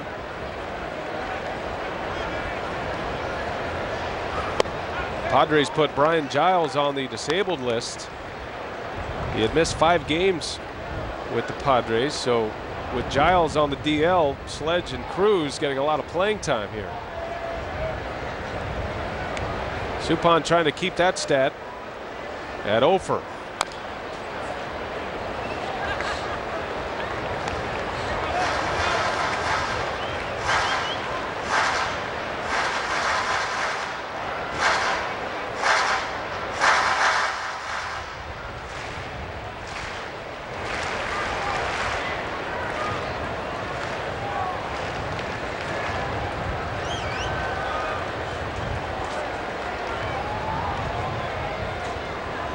Two from Suppan, and the count goes full.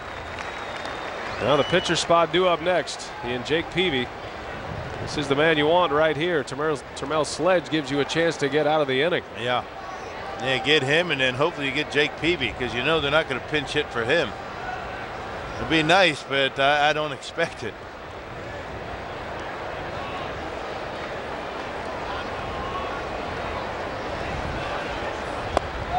And down it goes. A big strikeout for Jeff Suppan. A good changeup. Wow.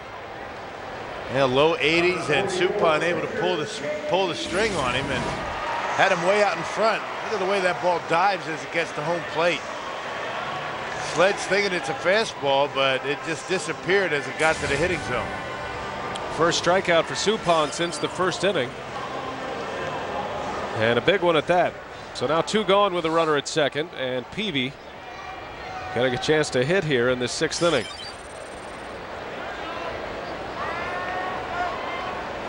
Blum with the double to deep right center field with 1 out in the 6th.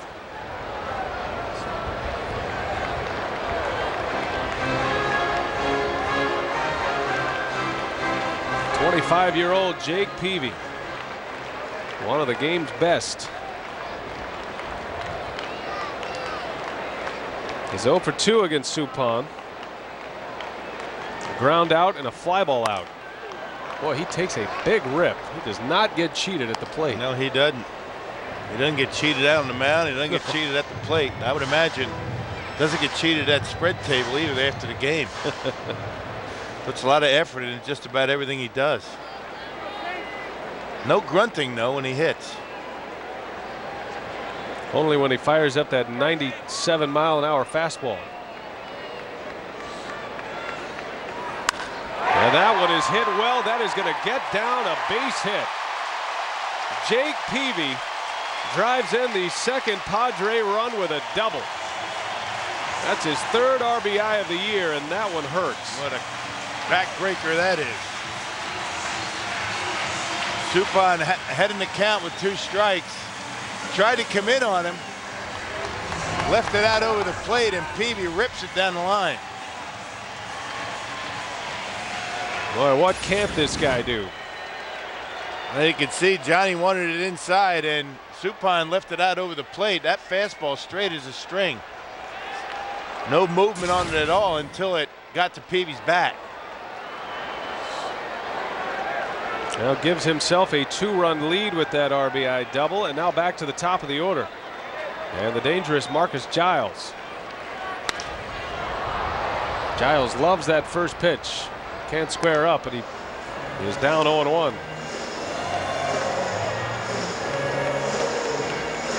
So 2-0 San Diego. They got a run in the 4th on a Gonzalez home run. A solo homer to start the inning. And now the pitcher Jake Peavy looking more like a position player, ripping one down the left field line, and Giles into center field. That's a base hit. Gwynn up with it on a hop. They're going to send Peavy around. The throw not in time, misses the cutoff man, and Giles into second. It's 3-0, and Giles replaces Peavy at second base.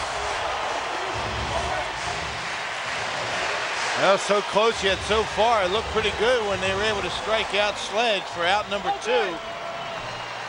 And then on a 2-strike pitch, Peavy with the double, Giles with a single, and now it's 3-0. Banging it right back through the middle. And Tony Gwynn, figuring with Peavy running, he has a chance. A throw right on the money is going to get him, but it's not.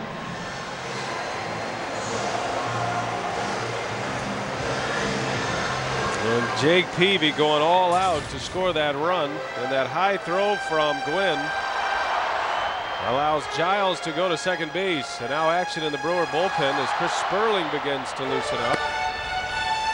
3-0 San Diego. Yeah.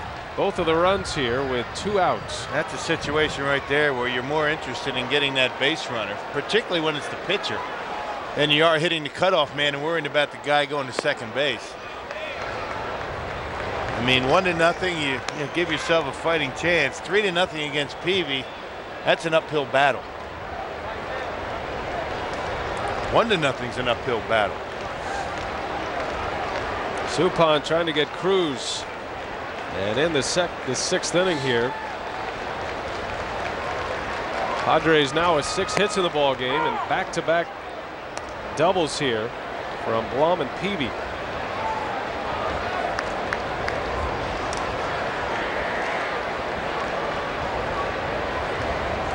Now the Brewers will have Hardy, Braun, and Fielder due up in the 7th. Suppan trying to keep it at 3-0.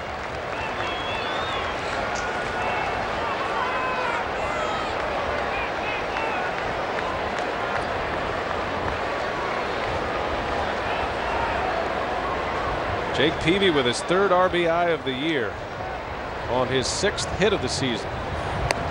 And Cruz out in front of an off-speed. Good pitch by Suppan. 2-2 the count on Jose Cruz Jr. Right, that's been a good pitch for Sup against left-handed hitters. He's got Sledge on the changeup and had Cruz way out in front of that one. See what he has in mind for him at 2-2. Again pulled the string, and down goes Cruz Jr. 3rd strikeout for Suppan, but the Padres strike. Blum with a double, Peavy with an RBI double, and Giles with an RBI single. 3-0.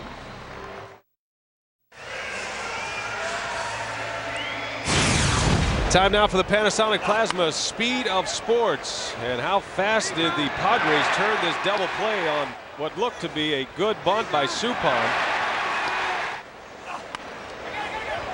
Well, left-handed throwing, Adrian Gonzalez throws a strike to second base, and with the pitcher running down the line, able to get the double play. 3-0 San Diego with 2 runs in the bottom of the 6th. The Brewers were threatening in the top of the 6th, could not score. It looked like Suppan was going to be able to get out of that bottom of the 6th inning with 2 outs and the pitcher coming up, but it was Peavy with an RBI double followed by Giles' RBI single. And now an uphill climb for the Crew as Hardy just fouled down the right field line. That missed it by a foot.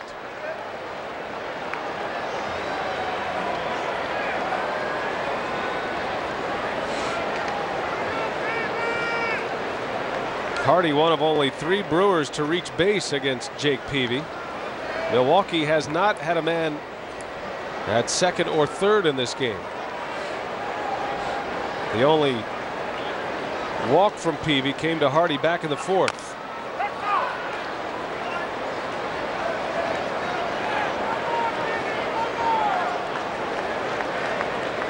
Peavy's pitch count is at 94 right now.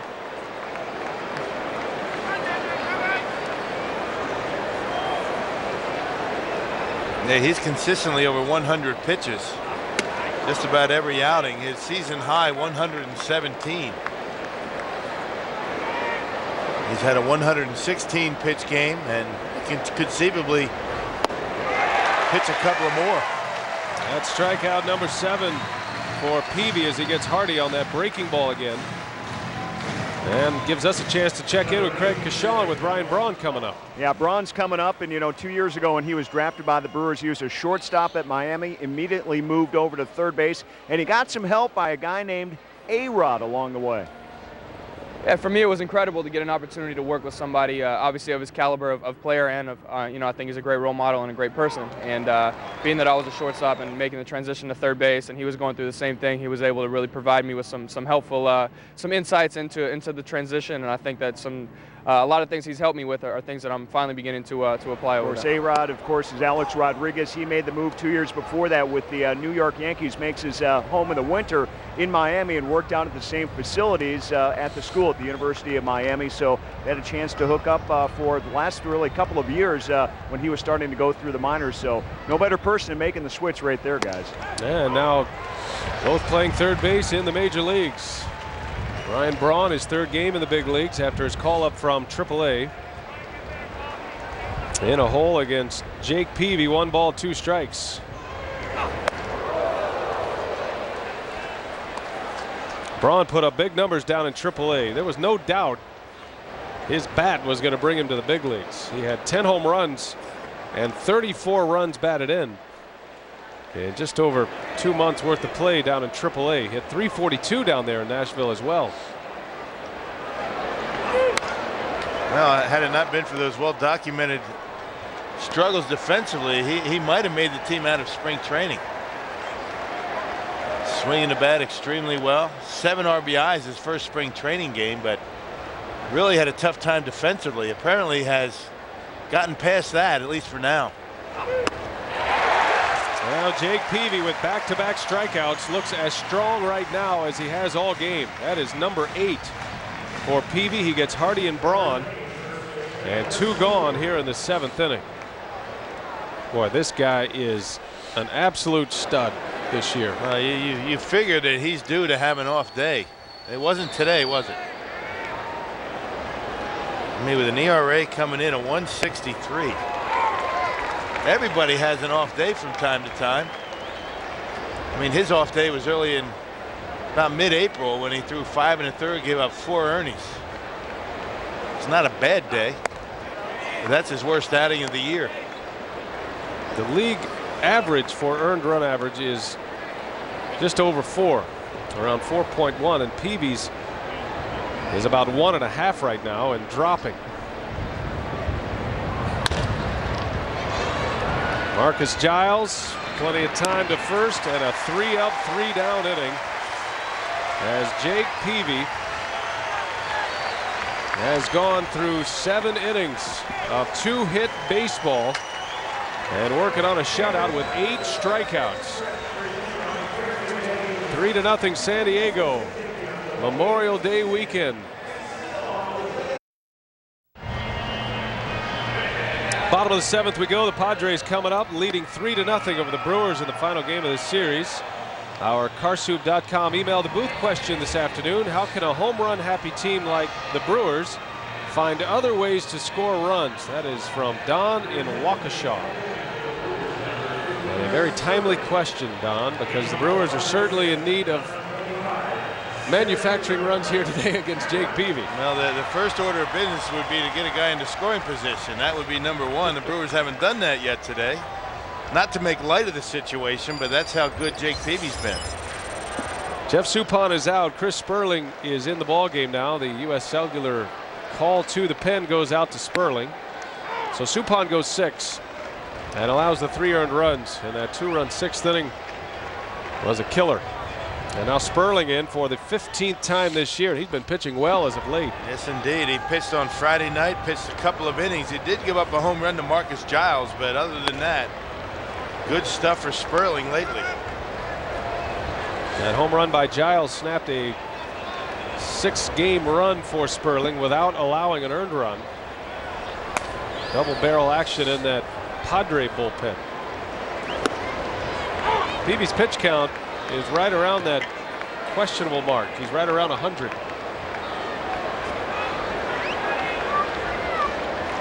Suppan went 105 today and gave up 3 earned runs on 6 hits in 6 innings. He had 12 base runners. He also walked 6.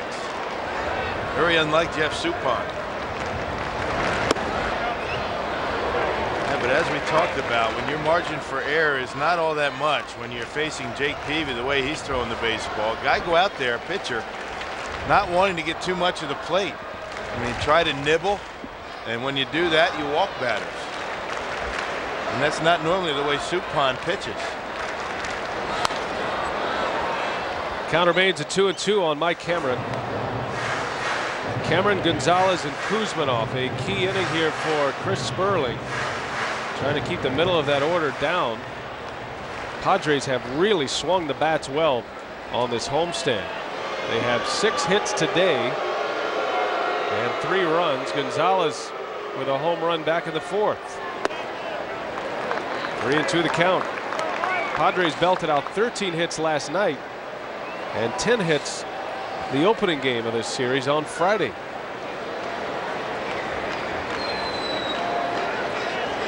A team that relied on pitching and defense through the first month of the season. They've really caught fire with the plate. And now Cameron draws an opening walk here in the 7th. Well, it's time to vote Brewers. Stop by the Brewers polling district at Miller Park to vote for your favorite Brewer All-Stars and win prizes while you do it. Or go to Brewers.com to vote and be eligible for even more prizes. Vote and win. It's a good deal. Cameron at first with Gonzalez at the plate. And again, the Padres put their lead runner on in an inning.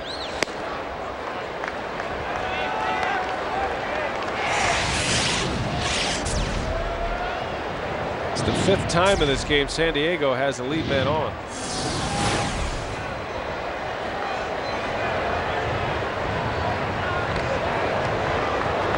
Padres will take tomorrow off. They open up a road trip in Pittsburgh. Pittsburgh and Washington, their next opponents. San Diego at the top of the National League West with the Dodgers. They're tied with Los Angeles. First time they've been on top of the standings since early April. Yeah, they've got the 2nd worst team batting average in the National League, but it's climbing after this series. Coming in at 242 today. That'll go up.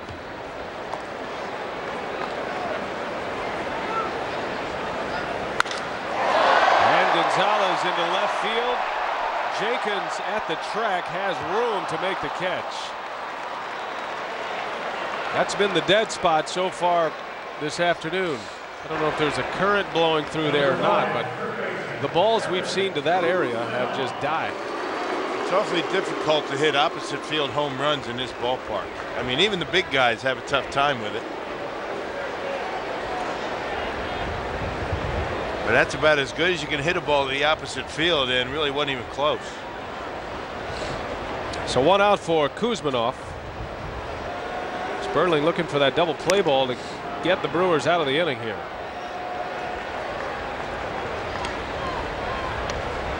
In the Brewer 8th, it'll be Estrada, Jenkins, and Gross.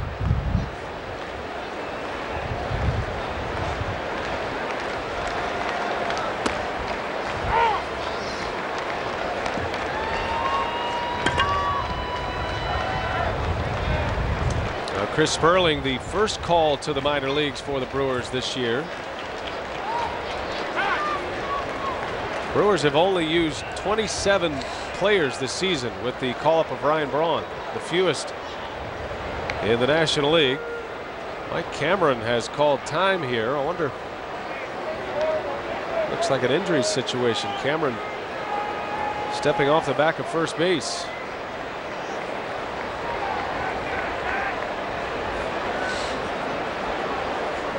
Surely he's not playing possum, is he, Bill? That's what I was thinking. Got a big lead. Sperling deals a strike to Kuzminov. Like Willie McGee, run down to first base like the wind and limp back to first. And then stealing the first pitch.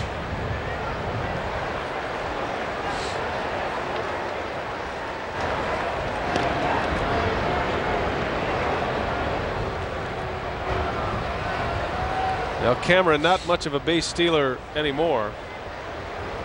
He was when he came up with Seattle. Cameron in his 13th year in the big leagues and his second here in San Diego. He bluffed to go there. Kuzminov fouls it back.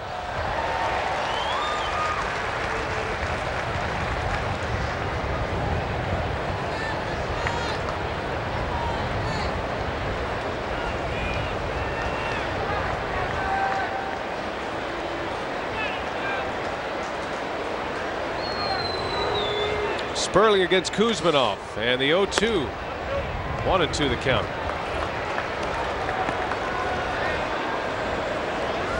Now Sperling's role is going to be ratcheted up a little bit now that the Brewers have only 6 relievers in their bullpen. The Brewers now 11 pitchers after Descends went on the DL.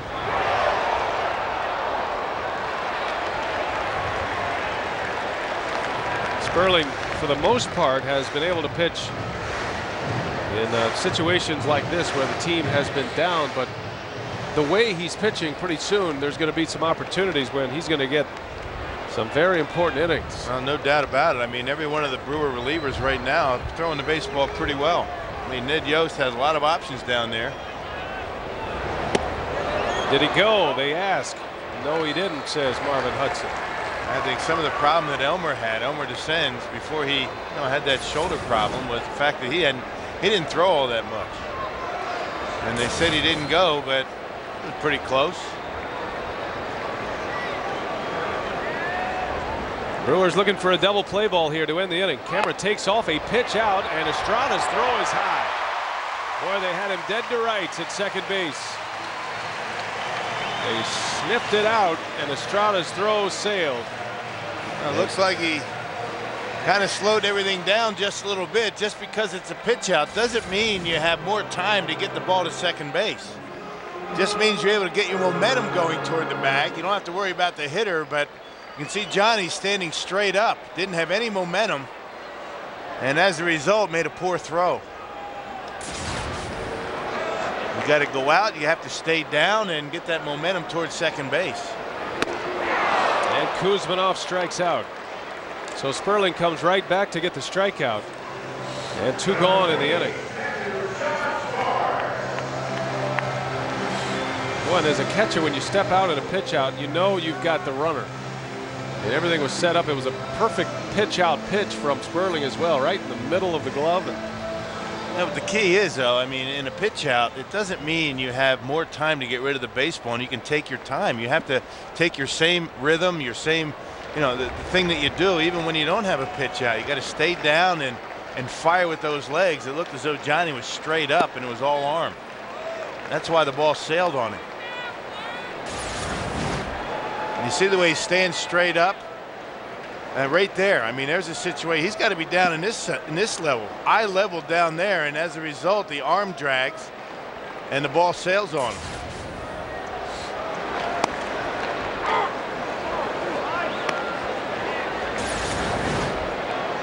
A lot of times a pitch out, You stayed down as low as you would, even if it wasn't a pitch out, regular pitch. And you can see how tall he's standing. That's why he wasn't able to get much on the throw. Now Sperling trying to retire Bard and leave that runner at second. A line shot, foul, look out in the seats, right over the Brewer dugout. Bard way late on that pitch from Sperling.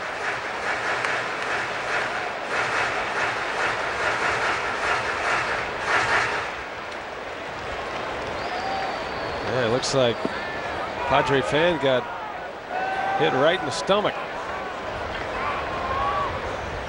He's tough, though.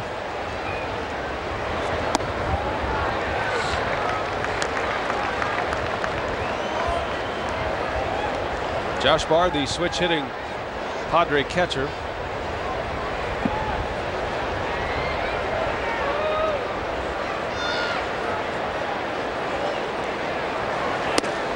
A strike called as Sperling comes back with back-to-back strikeouts with a runner at second base. Kuzman off and Bard, and he keeps the Padres at 3. Brewers down 3-zip as we go to the 8th. Menards game reset. Brewers Padres, final game of the series. Adrian Gonzalez plated the first run on a solo homer in the 4th. Jake Peavy has been outstanding on the mound. 8 strikeouts, and he's also done it at the plate. He had an RBI double in that 2-run 6th inning. And then he scored the 3rd run. Well, Peavy in line for his 7th win, but the good news is he is out of the game. Yeah. The bad news is the Brewers now have to face the toughest bullpen in the National League as Heath Bell comes on for Jake Peavy, who goes 7 innings, strikes out 8, only walks 1, and only the 2 hits allowed. A couple of singles, 1 from Fielder and 1 from Counsell. I don't think it would matter who Bud Black runs out there, as long as it's not Jake Peavy. You throw Cy Young out there, I think the Brewer hitters would be licking their chops. But Heath Bell, good numbers for this hard thrower. Good fastball. He'll throw a breaking ball. He pitched on Friday, struck out a couple of batters, and inning and 3rd of work. Anybody but Jake Peavy right now.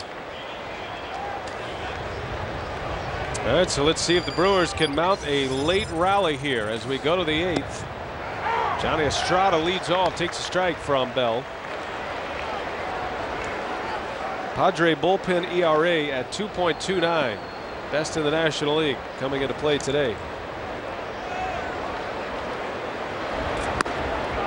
Brewers have had some success against the Padres pen. Got a run yesterday.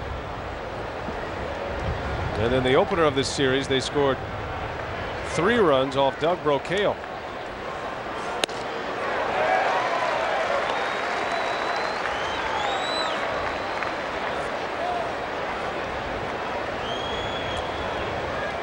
Trevor Hoffman closed the game last night for his 14th save. And with Bell coming in here in the 8th, it might be line break if it gets to that spot. Estrada strikes out Heath Bell with a nasty sinker ball, and 1 gone. Let's check in with Ann Carroll in our FSN Wisconsin studio. Well, guys, the Giants hosting the Rockies, and Barry Bonds breaking out of his home run drought. This is number 746. Bonds now 9 short of the record. The Giants trailed Colorado 4-3. We are in the top of the 7th in that ball game, guys. All right, thanks a lot, Ann. Well, Bonds hasn't been hitting the home runs until now, but the Giants have been winning some ball games. They've dropped 2 in a row, but they had won 5 straight. Climbing back to 500 in that National League West. Right now, the NL West has 4 teams at 500 or better, the most in any division. Jenkins on a hop to Giles. 2 outs. You look at what the Brewers have gone through here since May 10th. Remember, the Brewers were 14 games over 500. They were 24-10 and a 6.5 game lead. Milwaukee has dropped 11 ball games since. They are 4-11, but they've only lost a game and a half in the standings, and you can look at that 2 ways. Yeah. They could have a double-digit lead in the standings if they play 500 ball. Well, if your glass is half full, you'll say they only lost one game. Your glass half full is that if they only could have played 500, they would have had a 10-11 game lead. But it is what it is. And the guys just haven't been able to get anything consistent together to win games out here on the West Coast. Well, the National League Central, as the Brewers have struggled, so has everyone else. The Cubs are 6-10 during that stretch.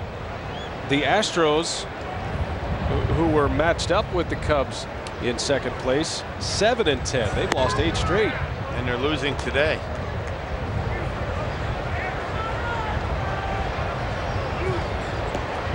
So weather the storm, and the Brewers hopefully get home and get some of that Miller Park home cooking and put a series together like they had earlier in the year. Yep, Cardinals lost again.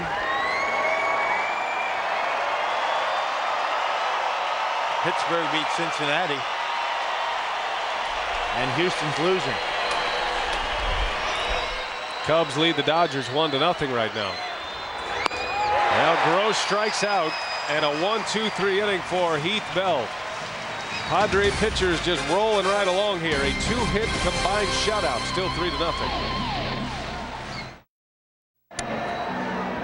We go to the bottom of the 8th inning now. It's 3-0 Padres, and I'm joined by Hall of Fame broadcaster Jerry Coleman. And folks, if you're not real familiar with Jerry, he's the Bob Uecker out west. Would you agree with that? That's right. And Warren Spahn and those guys, I never liked them. Lou Burdette, they blew us in the 57. We got them in 58. Yes, you did, yeah.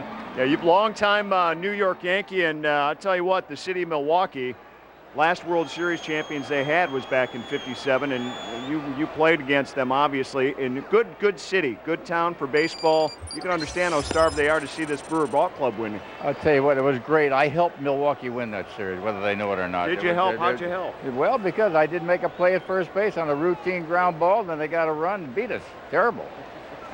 Well, I'll tell you what, it's Memorial Day weekend, and one of the reasons we wanted to catch up with you is you're the only Major League Baseball player to serve in 2 wars, the Korean War and World War II.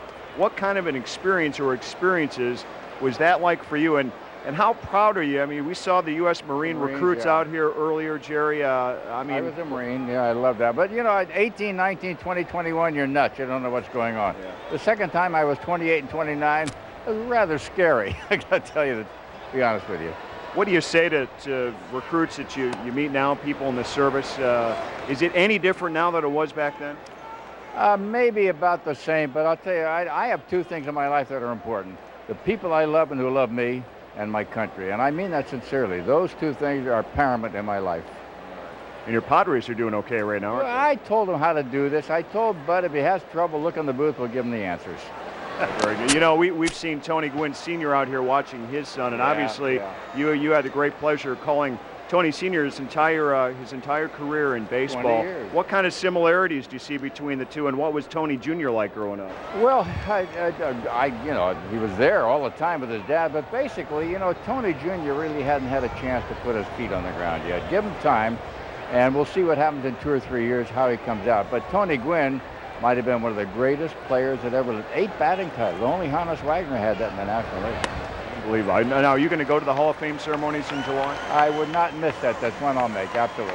Very good. Jerry, thanks so much for your time. Very nice to be here, and nice that you Milwaukee's are helping the Padres get there. Oh, you're killing us. Thanks, Jerry. Thanks, Greg. Jerry Coleman, 35th year in the booth. A lot of people don't remember he's such a great broadcaster. He was Rookie of the Year in 1949. Well, he's had quite a life, hadn't he? He was an all-star. He was a World Series MVP, and he's most proud of his time in the Torrid Turtles. That was the nickname for his infantry. And 2 wars he served in naval aviation. Of course, San Diego, the birthplace of naval aviation here. Corey Hart into the ball game on the double switch as Turnbow pitching for the Brewers. Padres again put their lead man on.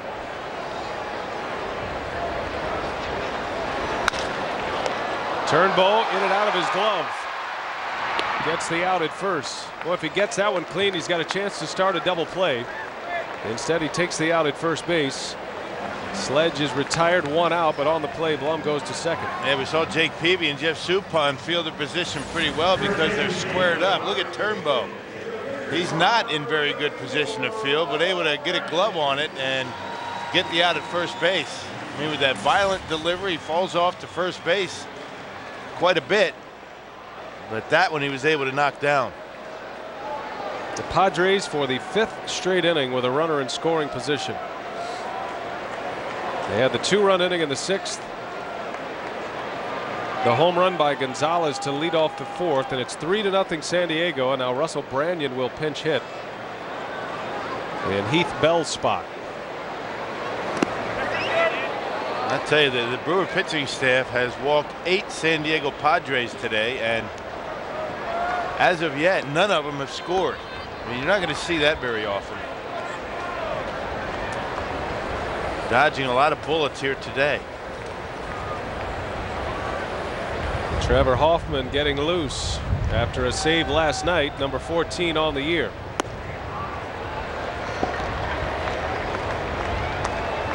2-0 on Russell Branyan. Playing a lot of third base in spring training, but the Padres have given that chance to Kevin Kuzminoff. So Branyan now in a utility role, pinch hitting role for San Diego. 1 out with a runner at second. Turnbow right by Russell Branyan. Man, this you might have thought perhaps they would have done a platoon, but Kuzminoff, the young player, third baseman, has a bright future. Bud Black is electing to let him play every single day.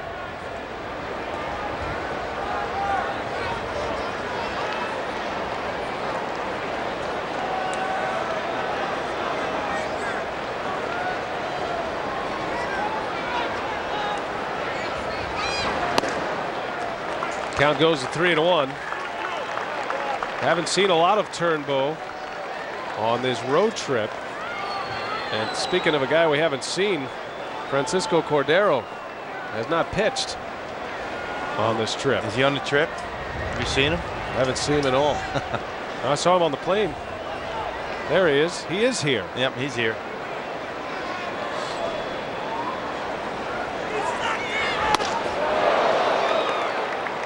Big strikeout for Turnbow as Branyan is gone.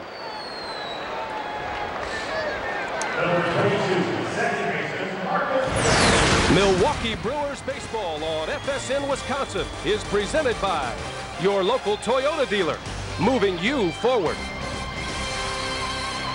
This copyrighted telecast is presented by authority of the Milwaukee Brewers Baseball Club, and it may not be reproduced or retransmitted in any form, and the accounts and descriptions of this game may not be disseminated without the express written consent of the Milwaukee Brewers Baseball Club.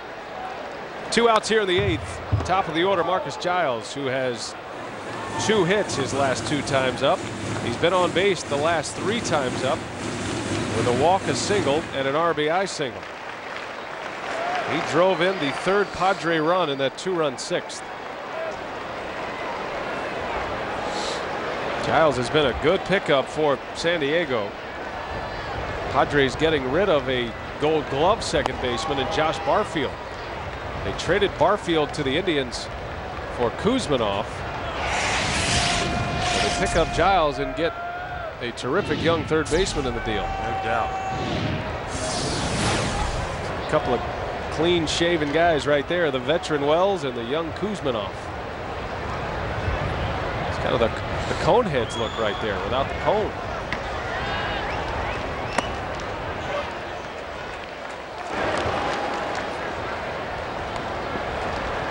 Got a broadcaster that looks like that, Mark Grant. That's what Joey Crawford calls manscaping. Got the hat on. Look, he looks like he's into it, doesn't He's deep in thought. Listening to Matt Vasgersian. So yeah, Matty.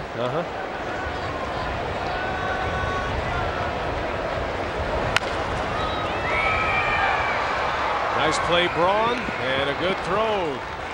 So Ryan Braun is playing very well at third defensively.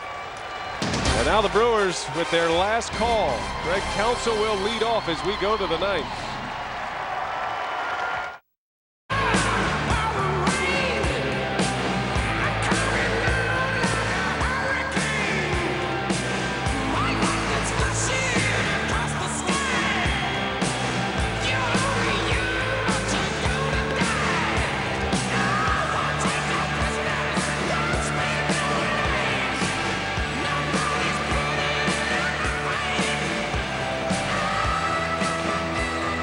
Pitching for the Padres, number 51, Trevor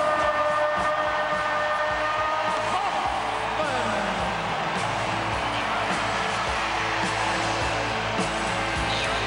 Well, he's the all-time best in saves in big league history, and he is on here with a 3-run lead, looking for back-to-back saves as Trevor Hoffman comes into the game trying to save a win for Jake Peavy. He'll face 8, 9, and 1 due up in the Brewer order. Counsell will lead off.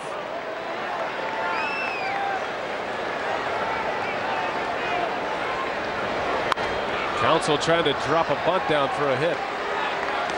And not a bad idea. The Brewers need a couple of base runners, and hopefully somebody put one out of here. Tall order against Trevor Hoffman. This is a very good, very solid pitching staff here in San Diego, and they have handled the Brewers pretty well so far. Quickly 0-2 on Counsell. Trevor Hoffman just 4 saves away from 500 in his career. The all-time saves leader in Major League Baseball. Hoffman picked up save number 14 last night.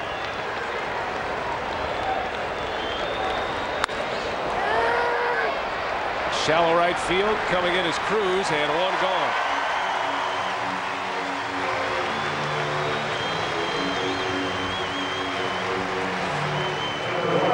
Trevor Hoffman, he started as a shortstop in the Cincinnati Reds organization. Made the switch to the mound, and what a career he has put together. How can he not be in the Hall of Fame? Lee Smith, kidding me? You talk about dominating in your era. Lee Smith was the best. Corey Hart came in on the double switch. He skies one into the outfield, and another F9, and 2 quick outs for Hoffman and the Padres. Now for only $25, get a Brewers Astros ticket for June 25th through the 27th. A general admission Summerfest ticket, a special edition t-shirt, and more. Call 902-4000 to visit the Brewer box office.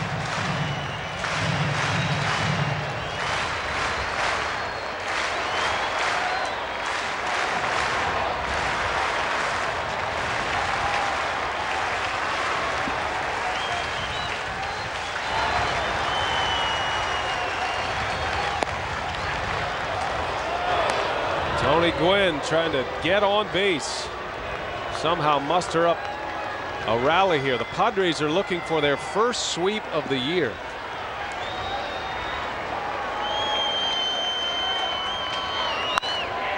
Line drive into right field, a base hit for Tony Gwynn. And the Brewers get a base runner. They bring the tying run to the on-deck circle. Yeah, how about another? A bloop and a blast. You got the right part of the order coming up as Hardy will bat. Braun is on deck. And then Prince Fielder to follow.